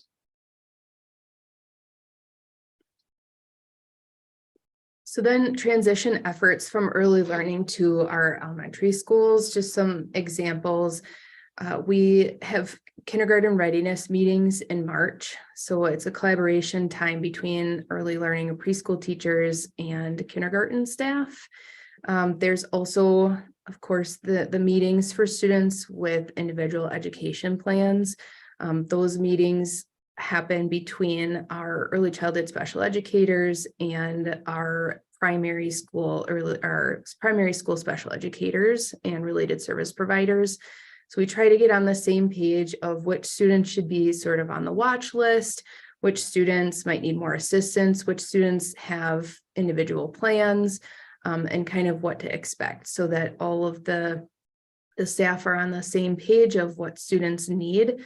And we all know that once students go to kindergarten, sometimes our expectations are different than what we had previously thought. So we try to be the best prepared and kind of have those conversations proactively, of course, giving our students a fresh start and making sure that they're set up for success.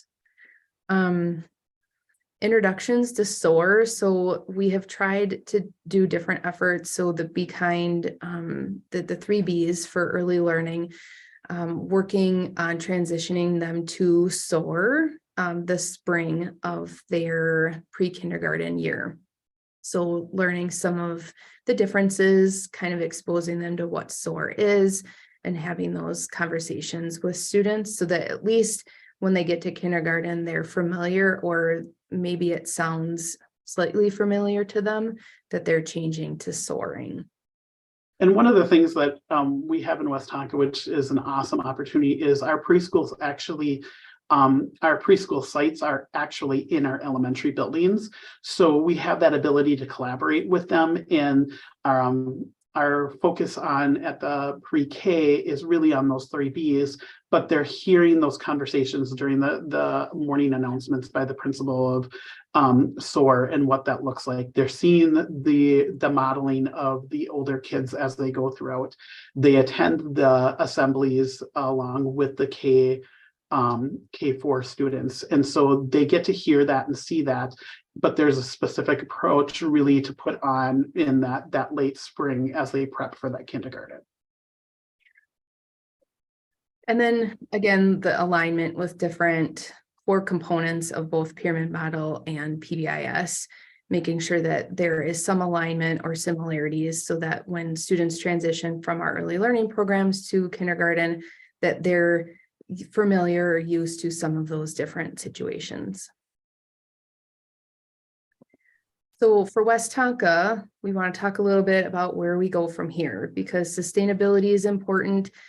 We need to make sure that our programs are effective and efficient, and that our staff continue to feel supported, and that we're lifelong learning. We don't want to just be stagnant, and we want to continue our efforts. So some of the things that we're looking at are the classroom engagement model for our early learning. We are phasing this in with a few classrooms next year and adding in different classrooms as we move through the implementation process. We're hoping that this effort will help us with our district-wide MTSS effort. So we have been focusing on social emotional learning for our early learners, along with the other developmental areas and learning. But this classroom engagement model, we're hoping that this will kind of up the ante a little bit and really give our students and staff some high expectations for learning. And then increase collaboration between early learning and elementary. Pre-pandemic, I think we were really motivated and on a good trajectory to continue some of those efforts more aggressively. And so I think we're just kind of getting back into the groove of what are our next steps and where we can expand some of our early learners' experiences, especially during that springtime of their pre-kindergarten year. And I also think naturally, as we have progressed with our pyramid model and our PBIS model over the years, and both programs have reached sustainability and fidelity, that conversation needs to continue to happen, and we want to encourage that more. But the planning and the programming of it isn't as much, because we both are at sustainable places and for that fidelity. And so both programs already kind of know what to expect. So there isn't so much planning piece of it. It's more so the reviewing and touching base to check in to see, okay, are there any things that you're seeing or would like to try and focus on this coming year? So that is what we had for you guys. And I know I think we have 5 to 10 minutes left, but we'd be happy to answer any questions if anybody has any.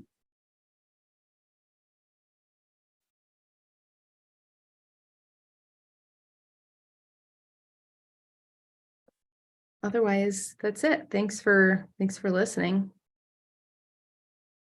Thank you, guys. Thank you, Scott and Emily, for sharing. What a great message with lots of information and that intentional alignment between PBIS and pyramid model and all your stories and efforts. Thank you. That was excellent. If anyone does have any last minute questions or anything else, as you already offered, throw them in. Otherwise, thank you for your sharing and your presentation. And then just a logistical note that for session 2, that'll start at 11:35. If you are attending the roles and responsibilities of a PBIS coach educational coaching, you can stay in this link, and that will start at 11:35. Thank you. Thanks. Thank you.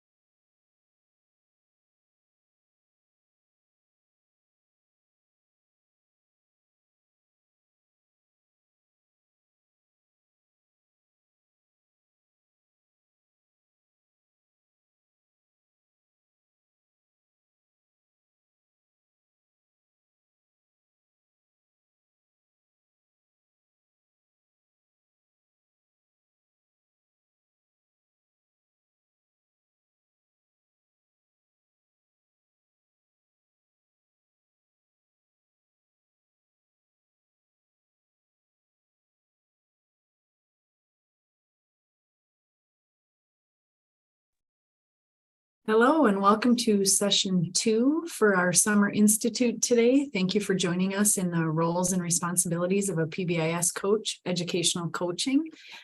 Just as our previous sessions, we're in webinar format, so please feel free to ask any questions in the Q&A or in the chat. Also notable, we will be sharing links for an evaluation form. There will be separate evaluation forms for day 1 and day 2 of the sessions you attended. So please watch your email for links to the evaluations. And we're happy to have Sammy with us today to share her expertise on roles and responsibilities of a PBIS coach. Thanks for joining, Sammy. Awesome. Thank you, Angie. I'm just going to share my screen really quick. Let's see. Is everyone able to see that? Perfect. Okay, so thank you guys all for coming. I'll tell you guys a little bit more about myself on the next page. But before I dive into it, I know we have varying levels of people who have had different times with PBIS. Some of you have served in your coaching role for a little while. Some of you are a team or in various roles of PBIS. So hopefully this is a good mix of review for those of you who have done coaches trainings, been part of coaches meetings, but also some good background and foundational information for those of you who maybe are new to your coach's role, looking to get into that, or just want to know a little bit more about how to be effective leaders within a PBIS framework. So we're going to go ahead and get started. Let's see. So just a little bit about me. My name's Sammy. I am a doctoral candidate at Minnesota State Mankato. My research and a lot of my work experience revolves around PBIS. I got back into education for this purpose. Really passionate about it. I actually got my first master's degree from the University of Missouri, where I did positive coaching with kind of the idea of how can we effectively work within teams? How can we motivate adults to be good leaders as well? So this is kind of like my nerd area. So if I start talking too fast or get too into it, y'all can tell me to slow down or ask questions. Hopefully this is going to be really interactive because again, the research tells us one thing, and I'm kind of having our feet on the ground. I am a PBIS consultant. I work in the Southwest Central area, but you all who are doing the work, that perspective, like we couldn't do the research and we couldn't provide resources without knowing where you're at and knowing your experiences, because it needs to work and be substantial and effective in the areas that you are at. So again, I'm going to ask questions. Feel free to use the chat for discussions. Hopefully this is interactive as much as possible. But before we dive too deep into it, just so I can make sure I'm tailoring information to my audience, I'd like to hear kind of what your roles are at. So if you're able to type in the chat, if you're a coach, a member of a PBIS school team, administrator, or if that your role is not covered in one of those, you can say, I'm a PBIS enthusiast, because that is definitely my role. Okay, perfect. So some team members. Good. Amazing. District leadership, team members. Awesome. This is really helpful. I appreciate y'all getting into it. A couple coaches, good. Some administration as well. That's helpful. Perfect. So again, feel free. Again, we're going to use the chat throughout. I'm happy to stop and answer questions as we go, so don't be shy in the chat box. Again, the more I hear about your experience, the better we can all work together. So we are going to keep going here. So really quick, just to kind of orient us towards where we're going to be talking about, I'd like to kind of guide us on a little bit of self-reflection, and we will talk more about these going forward. So the first thing I would like y'all to put in the chat in terms of kind of a 1 to 10 ranking is, how are you feeling about PBIS at your school now? So end of the school year, you know, everyone kind of it's been a rough year, a lot of things going on, depending where you're at. I'd love to hear where you're at. So 10 being confidence, we're ready to go, our school's on board, and lower numbers being, it was a rough year. We need to do a little bit of rallying the people to get back to where we want to be. And full disclosure, I think at the end of this school year, I was at about a 5. Like, I love the work I'm doing. I'm very excited, but definitely need a little more energy to hopefully get us through the year. So things like this, rally that. Good. And I'm just kind of reading through. So kind of a lot on the upper end, some 5s, 6s, a couple up there, which I love. So now we're going to kind of narrow funnel. So now we talked about it at the school level. I want to think about within the team. So what is the capacity, overall attitude, vibe within your PBIS team? So the people who are working monthly, regularly to implement things.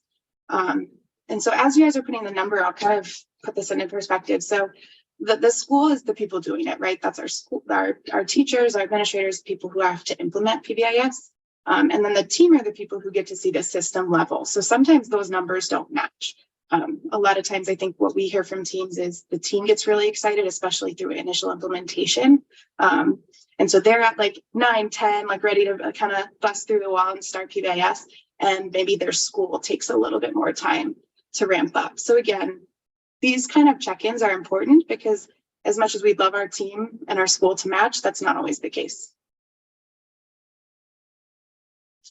All right. Perfect. So thank you all for reflecting. So this last one, you don't necessarily have to share. It's going to be a little more personal, but absolutely, if you feel comfortable doing so, that would be awesome. So now we're going to think about ourselves. So in whatever role you're in, coach, administrator, team member, how is your current well-being capacity at work? 10 being, I'm excited, I'm ready to go. 1 being like, I need some time to recuperate before I go back into PBIS and work as a whole.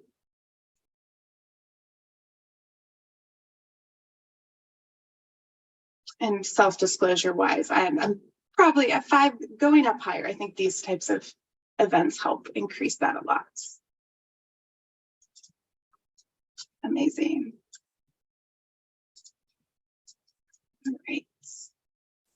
Okay, so we're going to revisit these things. I would like you to keep these kind of at the forefront of your mind as we go through the rest of it. And again, we're just really going to quickly start out with an overview. I know a lot of you have been doing PBIS, you know PBIS, you're there.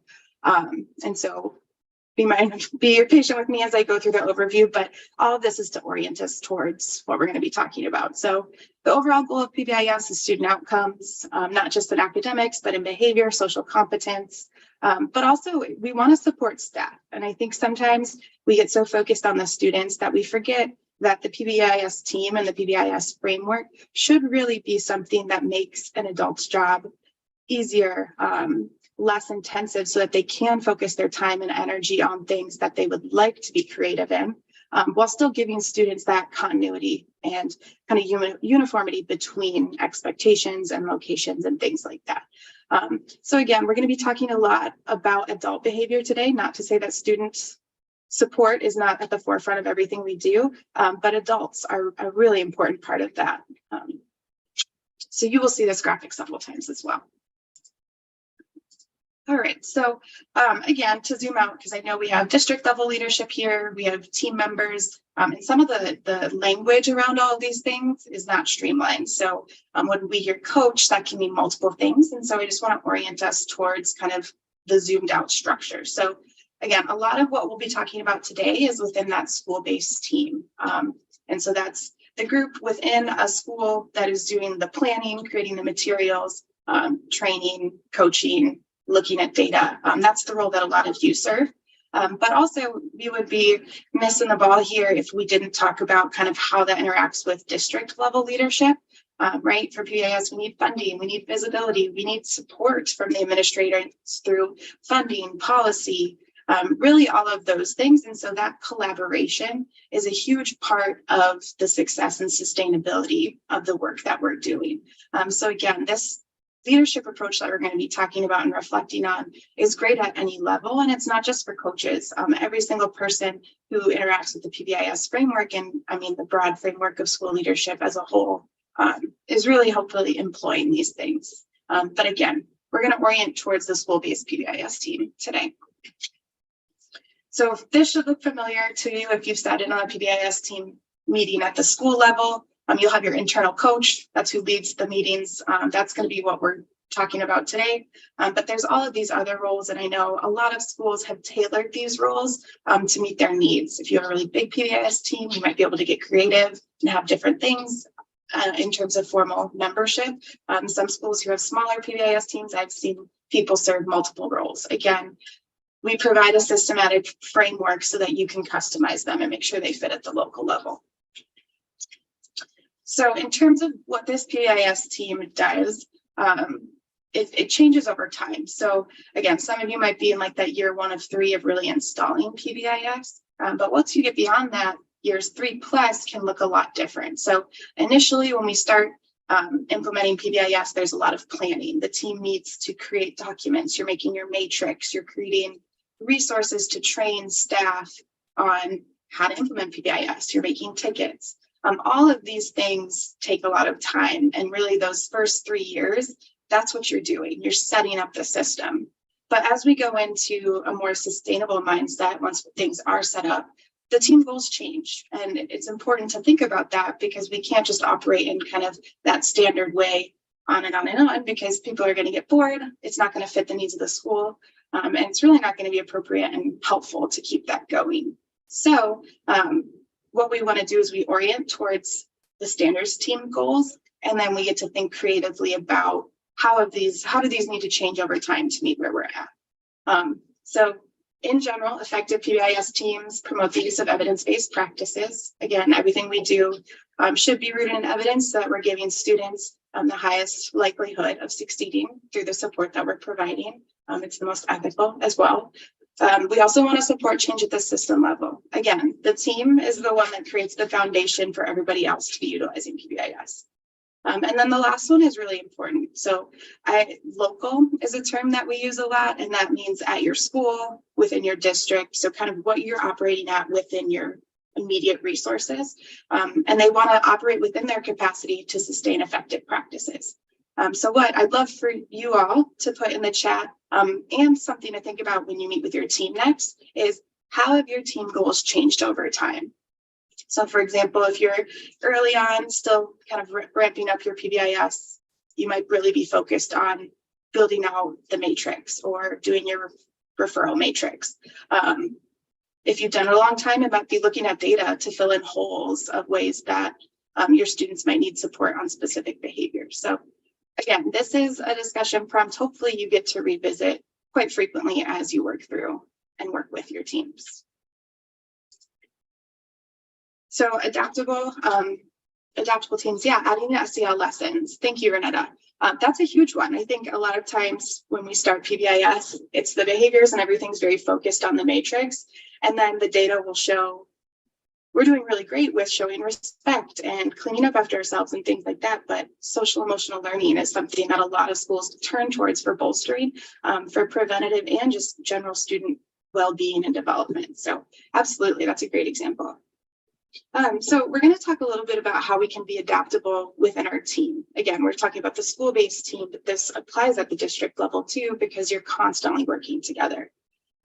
So first is regular review of data and practices. So it's not just looking at student outcome data to say, are referrals trending down, or are our students' level of supports allocated correctly across tiers?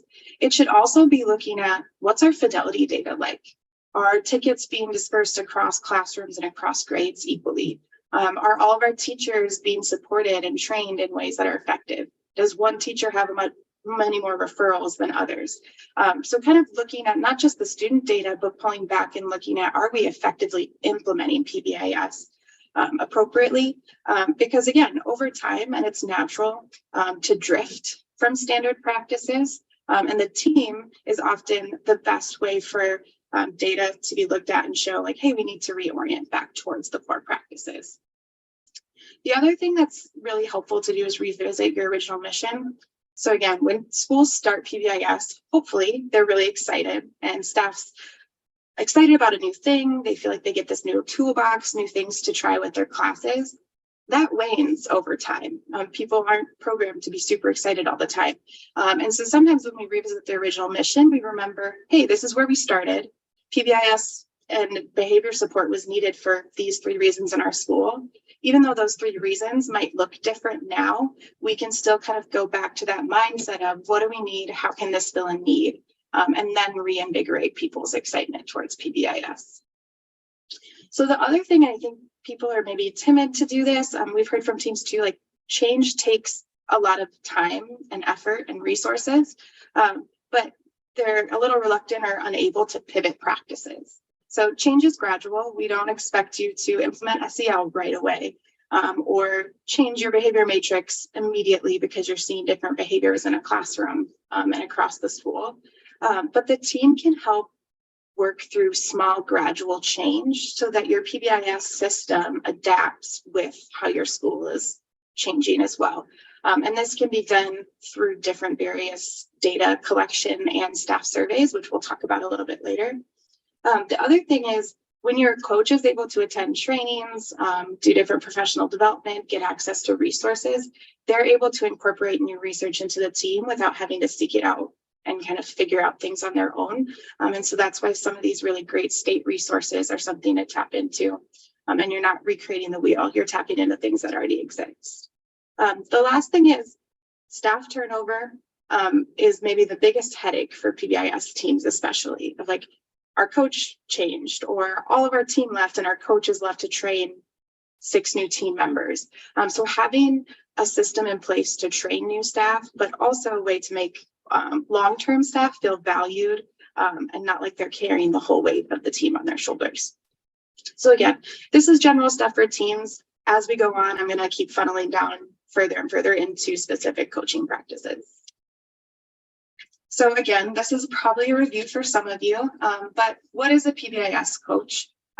It's a team facilitator. And I love that term facilitator because I like to kind of operate within what a coach is and what a coach is not. Because a coach is a facilitator, it is not the person who all the work falls onto, right? Working in a school is hard. People wear multiple hats. Sometimes when PBIS starts to slip, the coach feels this pull to pick up all the slack or have to scramble and do all of the things because the team's changing or people are leaving.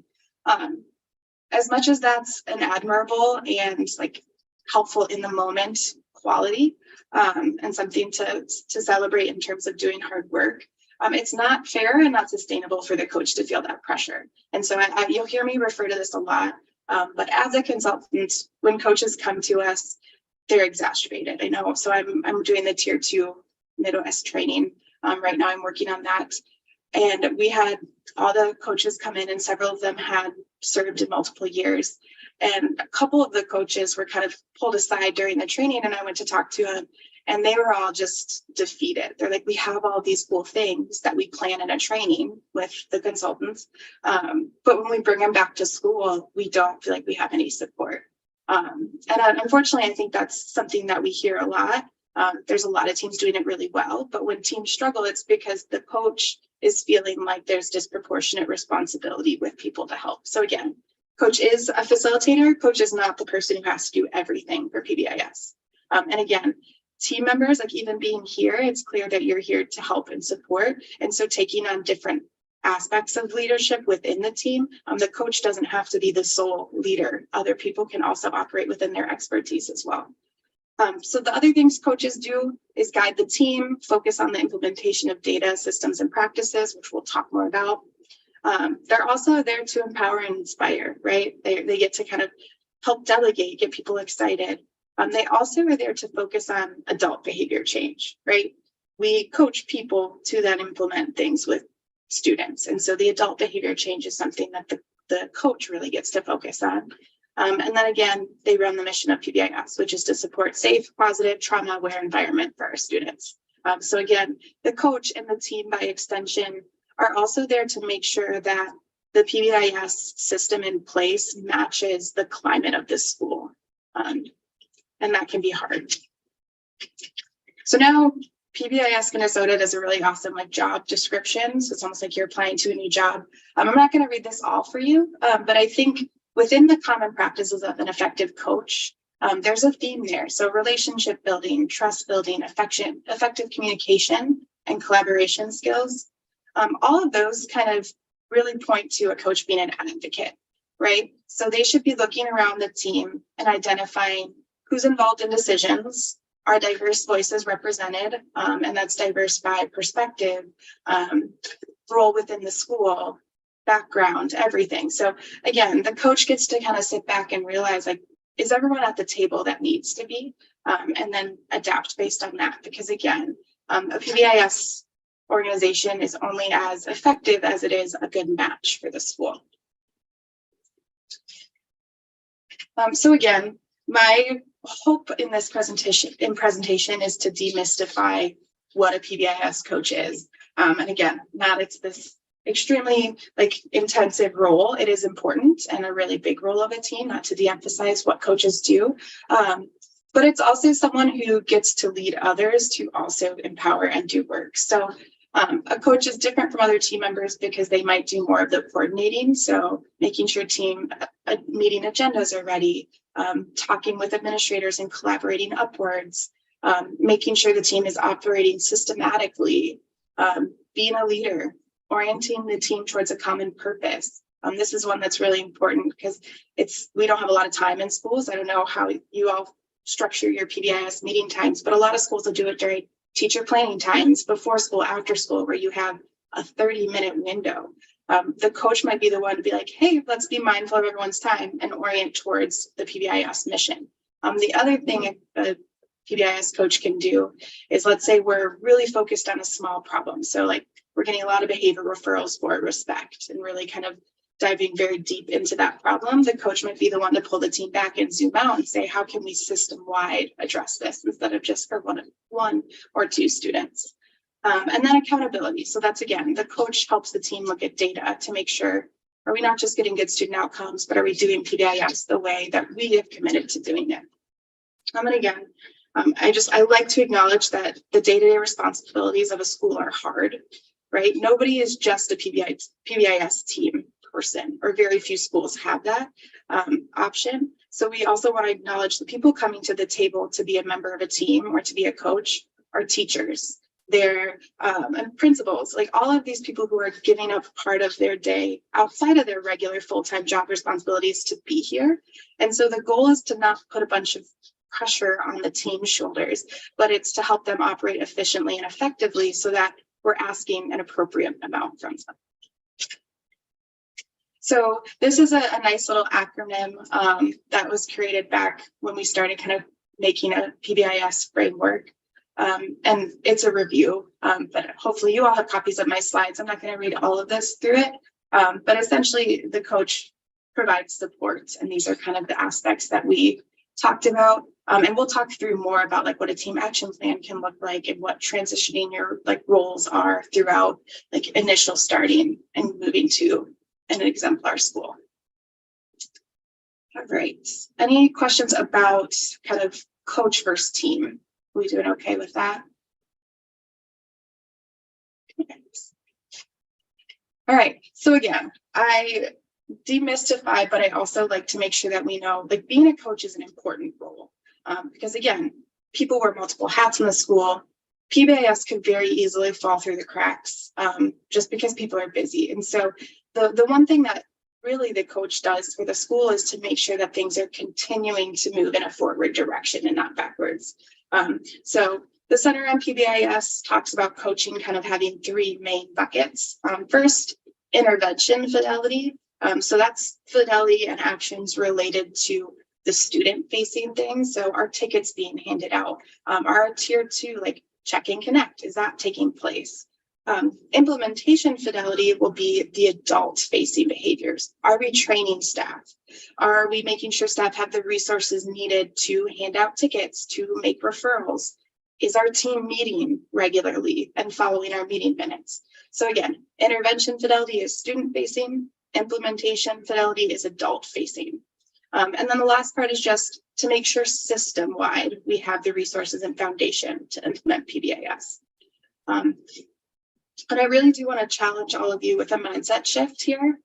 So when there's challenges with implementation or interventions, so teachers are having a hard time or students aren't necessarily getting referred in the way that the team would like, instead of kind of pointing fingers and saying the teachers just aren't following what we need or things just aren't working, we want to kind of switch that to being a problem solving instead of a blame model. We're leveraging the system and school resources to provide support to teachers rather than just saying you need to figure it out. So that could look like the coach asking an administrator to help manage a behavior that a teacher is working on. It could also mean providing different and adapted ways of implementing a token system in a classroom for a teacher who maybe has a class that's especially high in behaviors that year. So again, the mindset shift is to problem solving instead of just saying it's not working, figure it out. And again, PBIS is adaptable. It's standardized to a point, but it should also be adapted to meet teachers where they are, much like we adapt interventions to meet students where they are. That's kind of the framework and mindset that hopefully our teams can adopt. So again, I promised we were going to come back to this circle, but in terms of breaking it down, so that was a lot of information. I don't expect anyone to remember exactly all the parts of what a team and a coach does. But when we boil it all down, there's really kind of the three areas of foundation of PBIS. The coach and the team has responsibilities within each of those areas. So the first is data, right? Data is the foundation of a lot of things we do in PBIS. So we'll talk more in depth about kind of the data and how we evaluate and identify student trends, implementation trends, things like that. Practices, again, that's actually supporting staff in implementing PBIS, and then systems. That's the structural framework we have in place to make sure that PBIS can run in our school with the resources present. So again, I'm curious to have you all reflect on kind of data skills, practices skills, so training, and then system-wide. Hopefully these are skills and tools that you've used across other roles, whether it's teaching, being an administrator, just within your school. So again, we're going to deep dive just because, again, we want to give you some takeaways to actually doing these things. So the first area of being an expert PBIS coach is data. So it's one, getting data from multiple sources and being able to make sense of it, right? So a school might have their school-wide outcome data, whether it's Swiss or another way of collecting and managing OBS referrals, positive behaviors, things like that.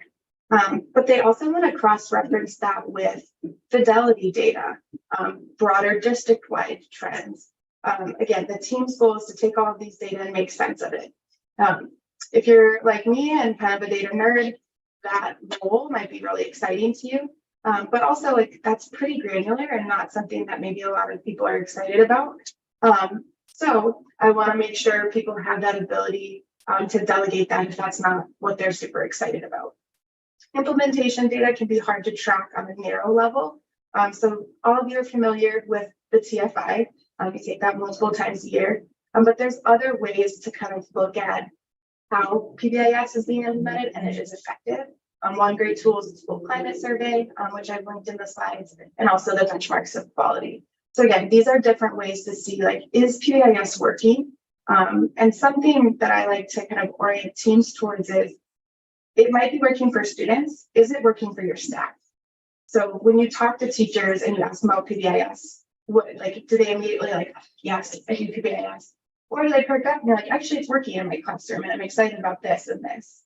So if you get that first response and teachers are feeling defeated, that should indicate to the team, like, we really need to like look at how we're supporting teachers in this process. Because again, if we're not operating within our school's resources and our teachers' capacity, it's not going to be a sustainable practice. So again, I encourage you all to take not only fidelity data, but also data that helps identify where teachers are at and where kind of those frontline implementers are at with the things we're doing.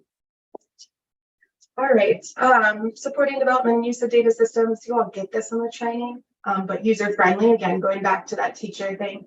I had one school who, for their behavioral referrals, they had little slips that they filled out, and all of the slips would then have to get entered at the end of the day by one of the office personnel. That was user-friendly for their teachers. The poor office assistant had to enter like a ton of things, whether it was positive behavior slips or referrals at the end of the day. So we helped them create just a quick Google form that teachers could fill out just as much as they were writing by hand the information. So again, ensuring that the system is user-friendly, easy, able to regularly monitor, and then also create visualization. So if you're a graph person, you're a visual person, this is your area, right? You can make graphs, you can consolidate data, look at trends. Again, that's important. Oh, and thank you for saying that, Janet. I'm gonna move it a little closer to see if we can get louder. Is that a little bit better? Maybe.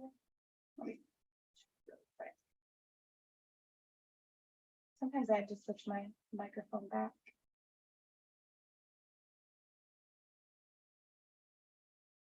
How does that sound, everybody? Is that a little bit better? Amazing. Thank you, everybody. I appreciate the feedback. So data, like I said, is a big part of PBIS.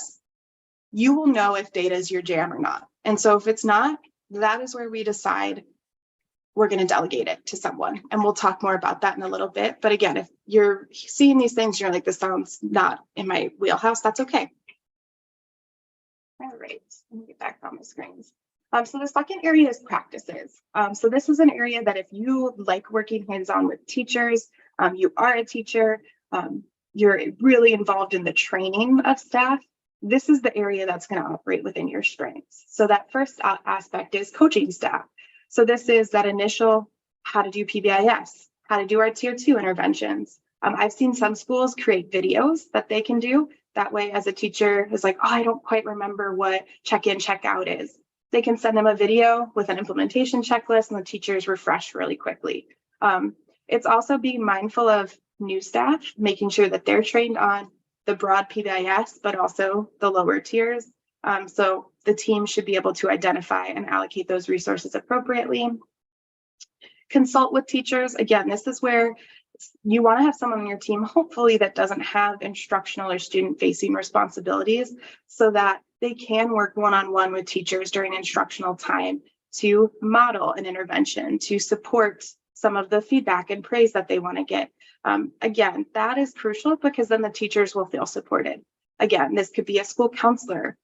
Myself, as I've served in a school psychologist role, that's something that I've helped do in a school with a team. So again, principals are great at this. You want someone to be able to actually go and consult when teachers are really experiencing kind of those 1 or 2 really challenging behaviors. And then you want to link data to practices. And my favorite way to do this is through kind of celebrating success and identifying challenges. So for example, if you know a teacher's been working really hard to teach behavioral expectations in their classroom, pull up the data, see what's happening. So they started teaching on this date and the behaviors are trending downward. Show that data to the teacher as a way to celebrate their success. If a teacher's coming to you and like, my classroom, I'm struggling, I need some help with classroom management because I'm seeing behaviors I haven't worked with before, use the data to validate, like, yeah, I see that you're using or that you're having a lot of challenges and that you're throwing all the resources you have at it and it's still really challenging. So again, linking data to practices will not only like give teachers kind of that validation they need, but they can also see the progress that they're making. And again, that will hopefully increase buy-in, that'll increase support and excitement about PBIS throughout the future and keep sustaining. So the last area is systems. So I like to think of this as just the foundation, which the team is a part of that foundation. So a big part of this in terms of a coach's role is making sure team meetings are effective. TIPS is a framework, so team initiated problem solving that a lot of PBIS teams employ.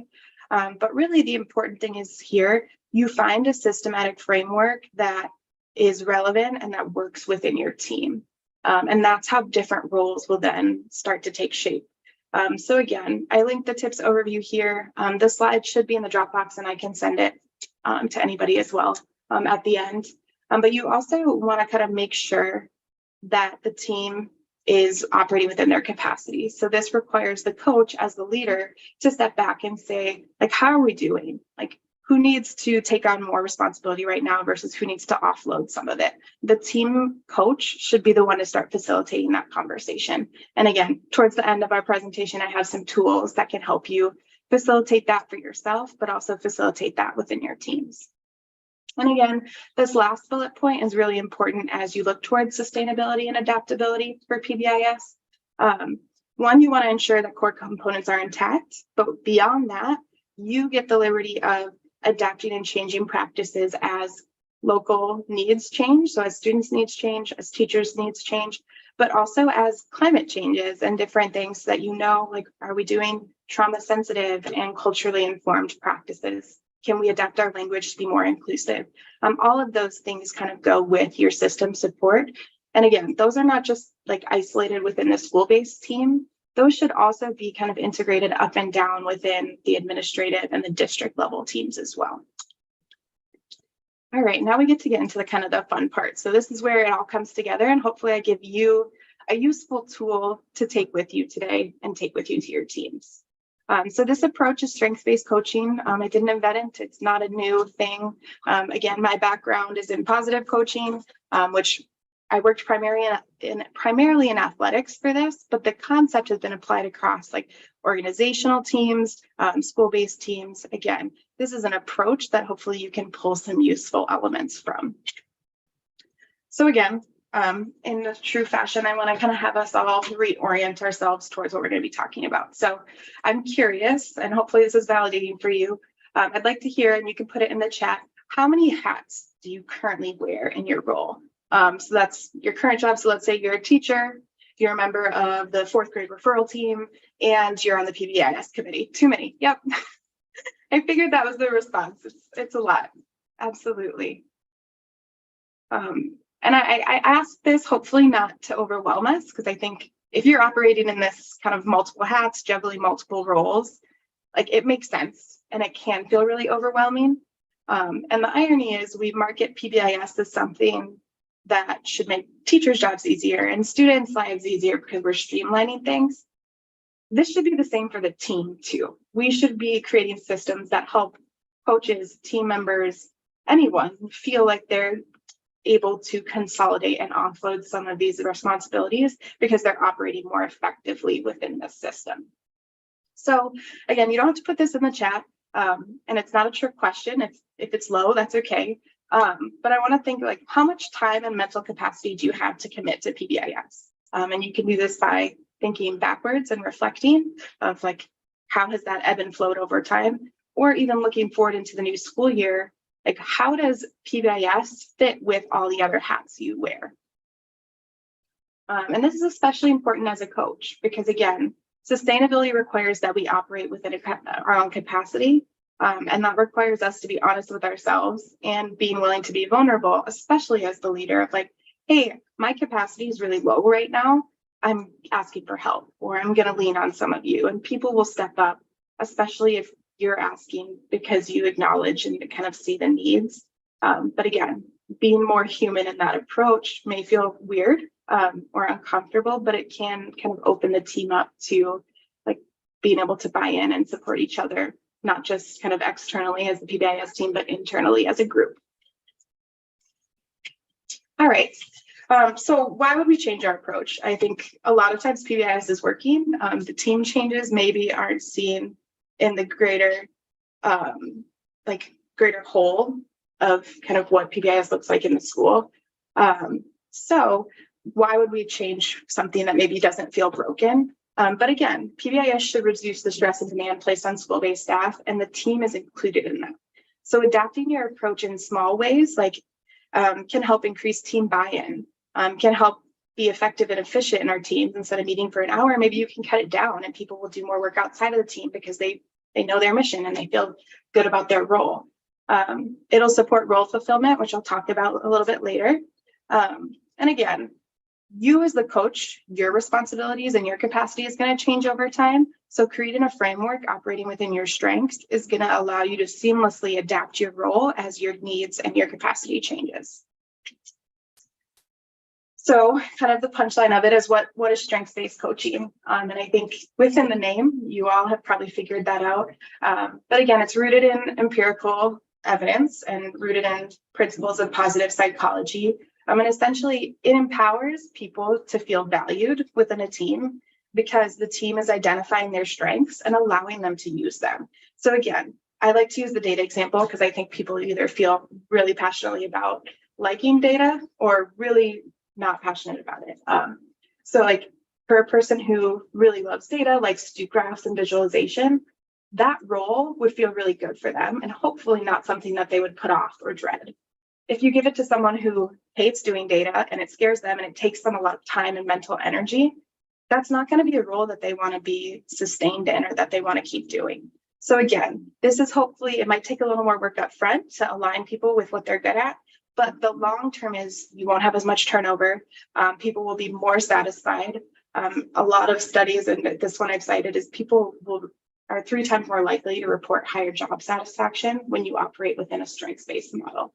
And again, as schools, we do this with our students, right? We look at their strengths, we identify them, we put them in education plans and behavior plans.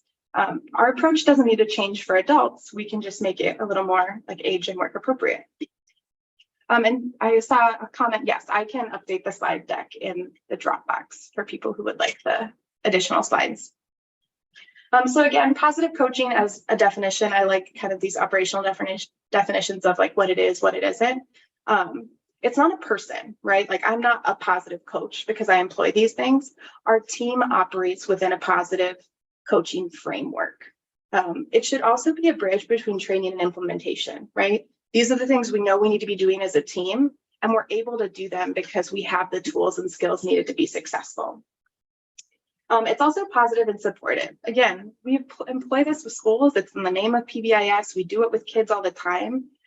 We're not always great at looking out for ourselves, or maybe kind of remembering that we can give ourselves the same kind of grace and positivity that we give our students. And so again, it's not being hard on yourself or kind of just like gritting your teeth and saying, I'm just going to do it all myself. It's giving yourself kind of the respect and honor of we're going to delegate and all operate in our capacities. So the goals of strength-based coaching, as we can orient it to PBIS, are listed here. And again, as I read these, I want you to think about you in your role and as well as within your team of like, which of these might be the best to prioritize right now. So enhanced self-awareness, so that can be kind of just the adults. It can also be kind of facing out to increasing self-awareness with the entire staff. Can be supporting delegation. So if you're on a team where 2 or 3 people are doing all of it, that might be an area to focus on of how can we divide this labor more equally so that it's sustainable over time, because the 3 people who are carrying all the weight are going to be the highest risk for leaving the team and not wanting to come back. Empower individuals to utilize their strengths. And this is also recognizing that and honoring kind of the human element of like, hey, you're really organized. Can you serve this role in the team? Because one, you're giving a compliment and it's not just an empty compliment. You're saying you add value to our team because of this trait. So again, as a leader, you can see how this will help build relationships, encourage engagement, and also it gives people kind of the autonomy to do what they're good at. And that the efficiency and engagement I just talked about, building role confidence, making sure people feel good about the work they're doing and not just kind of scraping by, and then decreasing burnout. Because again, when we talked about wearing more hats than we can count and too many, those are all like kind of ramping us up to not feeling great about our capacity. So again, be thinking about which of these maybe your team could prioritize as part of your goals in the upcoming school year. Okay, so we have about, I believe, 10-ish minutes to kind of work through this activity. And again, I promise to send you all with hopefully something that's effective. But what we're going to do is I'm going to give you all 2-ish minutes. And if you have a piece of paper or somewhere to type, I'm going to have you identify 3 to 5 of your personal leadership strengths and values. There's some here on the slide if you'd like some examples, but if you were taken like StrengthsFinder or like any of the character assessments, those are the type of things that we're looking for. Like, so skills, knowledge, expertise that you bring to a team. And again, I'll give you all 2 minutes-ish to jot these down.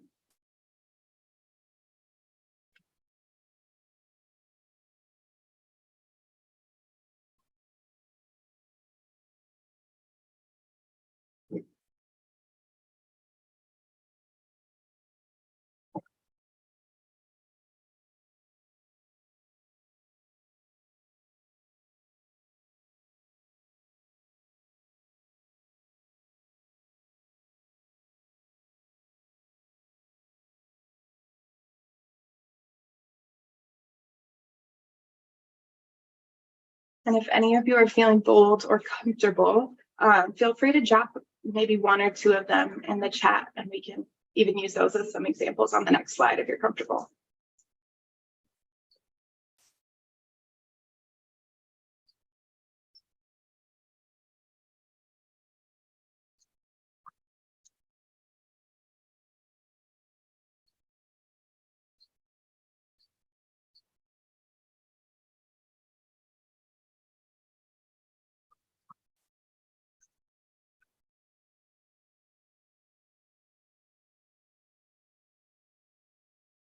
Okay, hopefully that wasn't too difficult. And it's okay if you're still kind of working through those, but again, we're going to use those through kind of the activity that we're going to work through. So for example, I would say one of my leadership strengths is being a good communicator. So if we were to plug this in to kind of our framework here, so again, those 3 areas are what we just talked about. They're the core competencies of a coach. But essentially what we're going to think about first is for ourselves, we're going to identify those strengths and then start to match them to practices. So for example, for someone who's really organized, they might really be tailored towards a systems approach where they can organize a team meeting, keep people on track, make sure that we're looking at data routinely. That person might be really tailored towards the systems tasks. Another example, let's say your leadership strength is being motivational or extroverted. You might be more geared towards practice level tasks because you like to work with teachers, you want to be a consultant, you're able to train and get people motivated and engaged. So again, I have a PowerPoint or a worksheet for you all to start doing this on. You don't have to necessarily do this right now off the top of your head. But the other thing I want to point out is, so you have your 3 leadership strengths, and that doesn't mean those are the only strengths you possess, but those are the ones you identified. As you start to align them with different things, you might start to see a whole. So for example, these kind of pretend strengths align really well with data and practices, but there's maybe not a strength that naturally fits within the systems level perspective. That's okay. Again, to go back to, a coach does not have to be everything for the team and for PBIS in their school. That would be something they can delegate to someone else on their team, which that requires being aware and knowledgeable of people's strengths on the team. So again, we're going to do this. I'm going to give you all the opportunity to think about it within your own strengths and leadership qualities, but then we're also going to take it out to a team. So without further ado, I'm going to drop the resource here in the chat. Let's see if I can find it. Perfect. So it's a PDF. You should be able to type right on it. I have an example of it up here on the slide.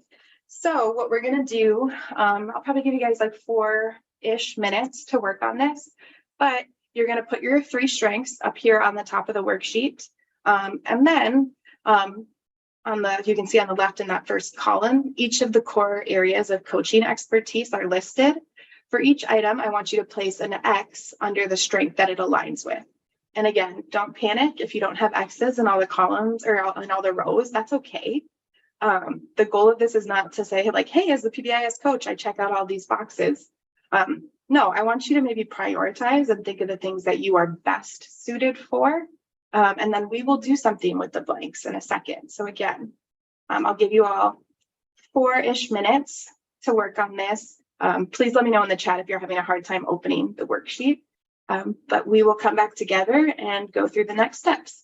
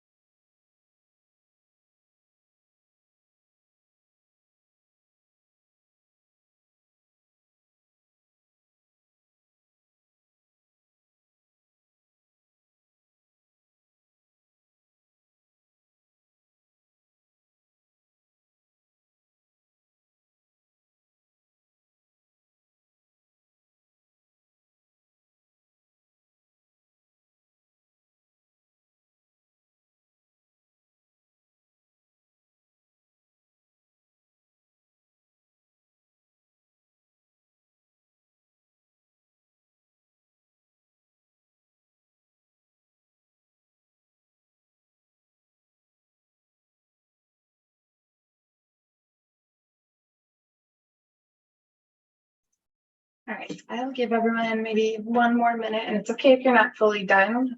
You will have access to this worksheet through download, and it'll be in the Google or in the Dropbox link as well.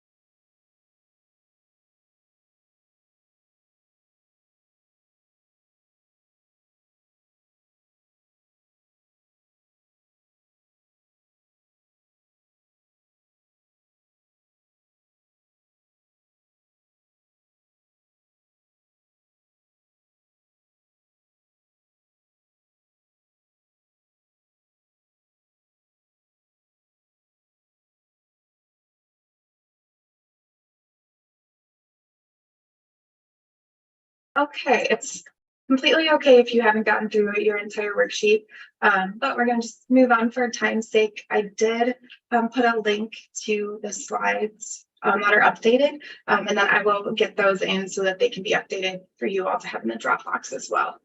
Hopefully you have your X's in place. Now what we're going to do, and again, I know this is going to be different for each of you because you serve in different roles, but based on whether it's your PBIS team, your district level team, or even just another team that you work within that's related to PBIS, I want you to start thinking about the areas that you didn't put an X in, right? So again, if you're not a data person and there's no X's under that area, that's okay. Hopefully there's someone on your team who you think of that like, hey, they would be great in that. The other option would be if, let's say, you would like data to be an area of growth or something that you start to kind of gain expertise in. It can also be something that you actively seek out personal growth and development in. So the nice thing is for step 3, in those empty boxes or in those empty columns, you are going to have either one of two things. One, you can put a T in it saying that you'd like to delegate that responsibility. And if you even know like, hey, this person would be great, feel free to throw their name in. Or you can put a G in that column and say, this is something that I would like to seek out for personal growth. And again, this is something that you fill out as a person, as an individual, a leader, a coach, whatever role you're in. This is also something that you can take with your team and have them fill out to say, like, hey, I had no idea that so-and-so's strength or that was within systems. That's amazing. We can use that within the team. So again, this is not just like a self-awareness or kind of personal coaching style development activity. It can also be a really great kind of strategic planning and communication tool you use as you start to plan for your teams in the future. So again, I'm going to give you kind of a couple minutes to work on this. I won't give as much time. This one might take more time, so y'all can do it on your after whenever you're ready. But let's say I'll give you till 12:32 to work on this, and then I just have a quick kind of reflection and wrap up for us to close out. And again, type in the chat any questions or kind of thoughts about it as you finish up.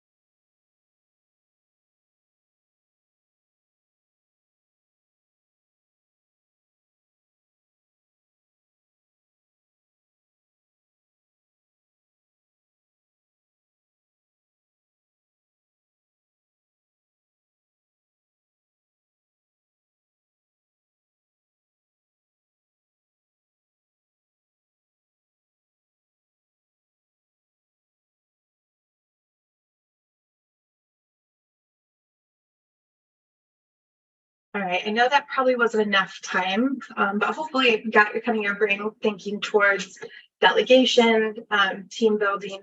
And again, to bring this all back to a strength perspective, delegation is kind of the art of strength-based coaching, especially when you're operating within a team.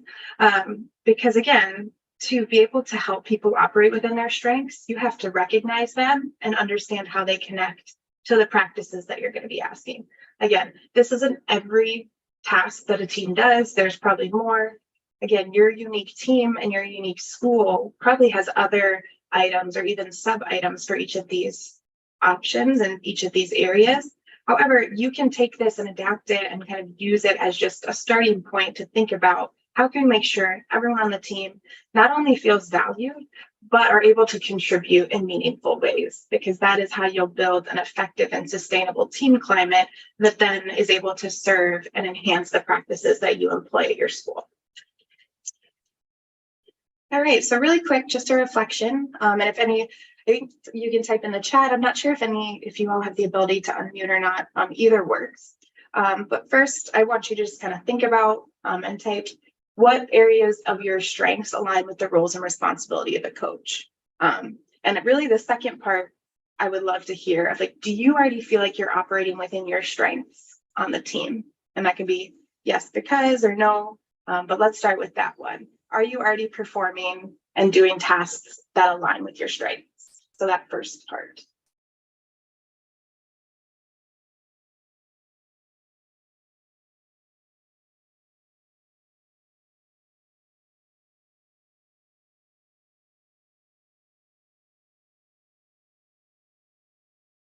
And hopefully the answer is yes. I would assume the answer is yes and much more than that. Because again, when you're wearing multiple hats, it's really easy to say, I'm just going to do it and get it done and save the team from that, or save the extra time it would take to delegate to the team. So this next one, and again, please, if you're comfortable, type this in the chat. Is there an area of PBIS coaching expertise that you would like to seek out professional development in? And again, this can help us see like where maybe we want to do workshops in the future. So again, what areas do you want to grow in as a member of a PBIS team or a coach?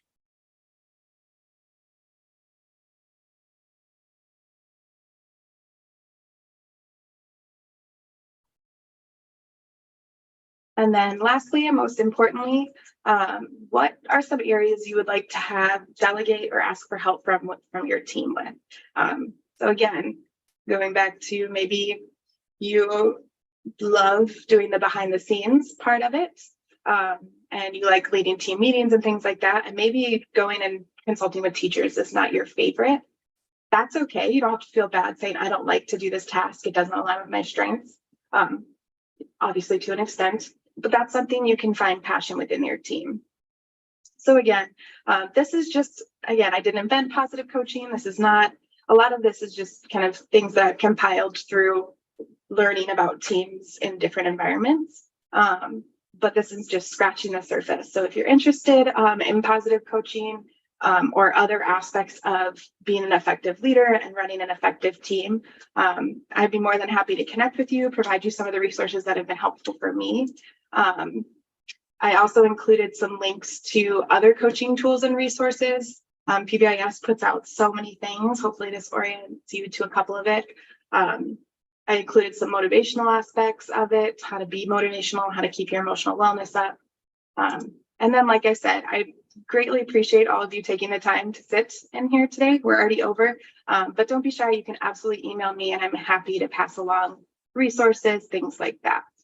But thank you. I'm so grateful that you all came along for this. Thank you, Sammy, for sharing so much information and the interactive nature of your presentation. I super appreciate it. And thank you to all the participants for attending today. That will be the end of day one of our PBIS Summer Institute.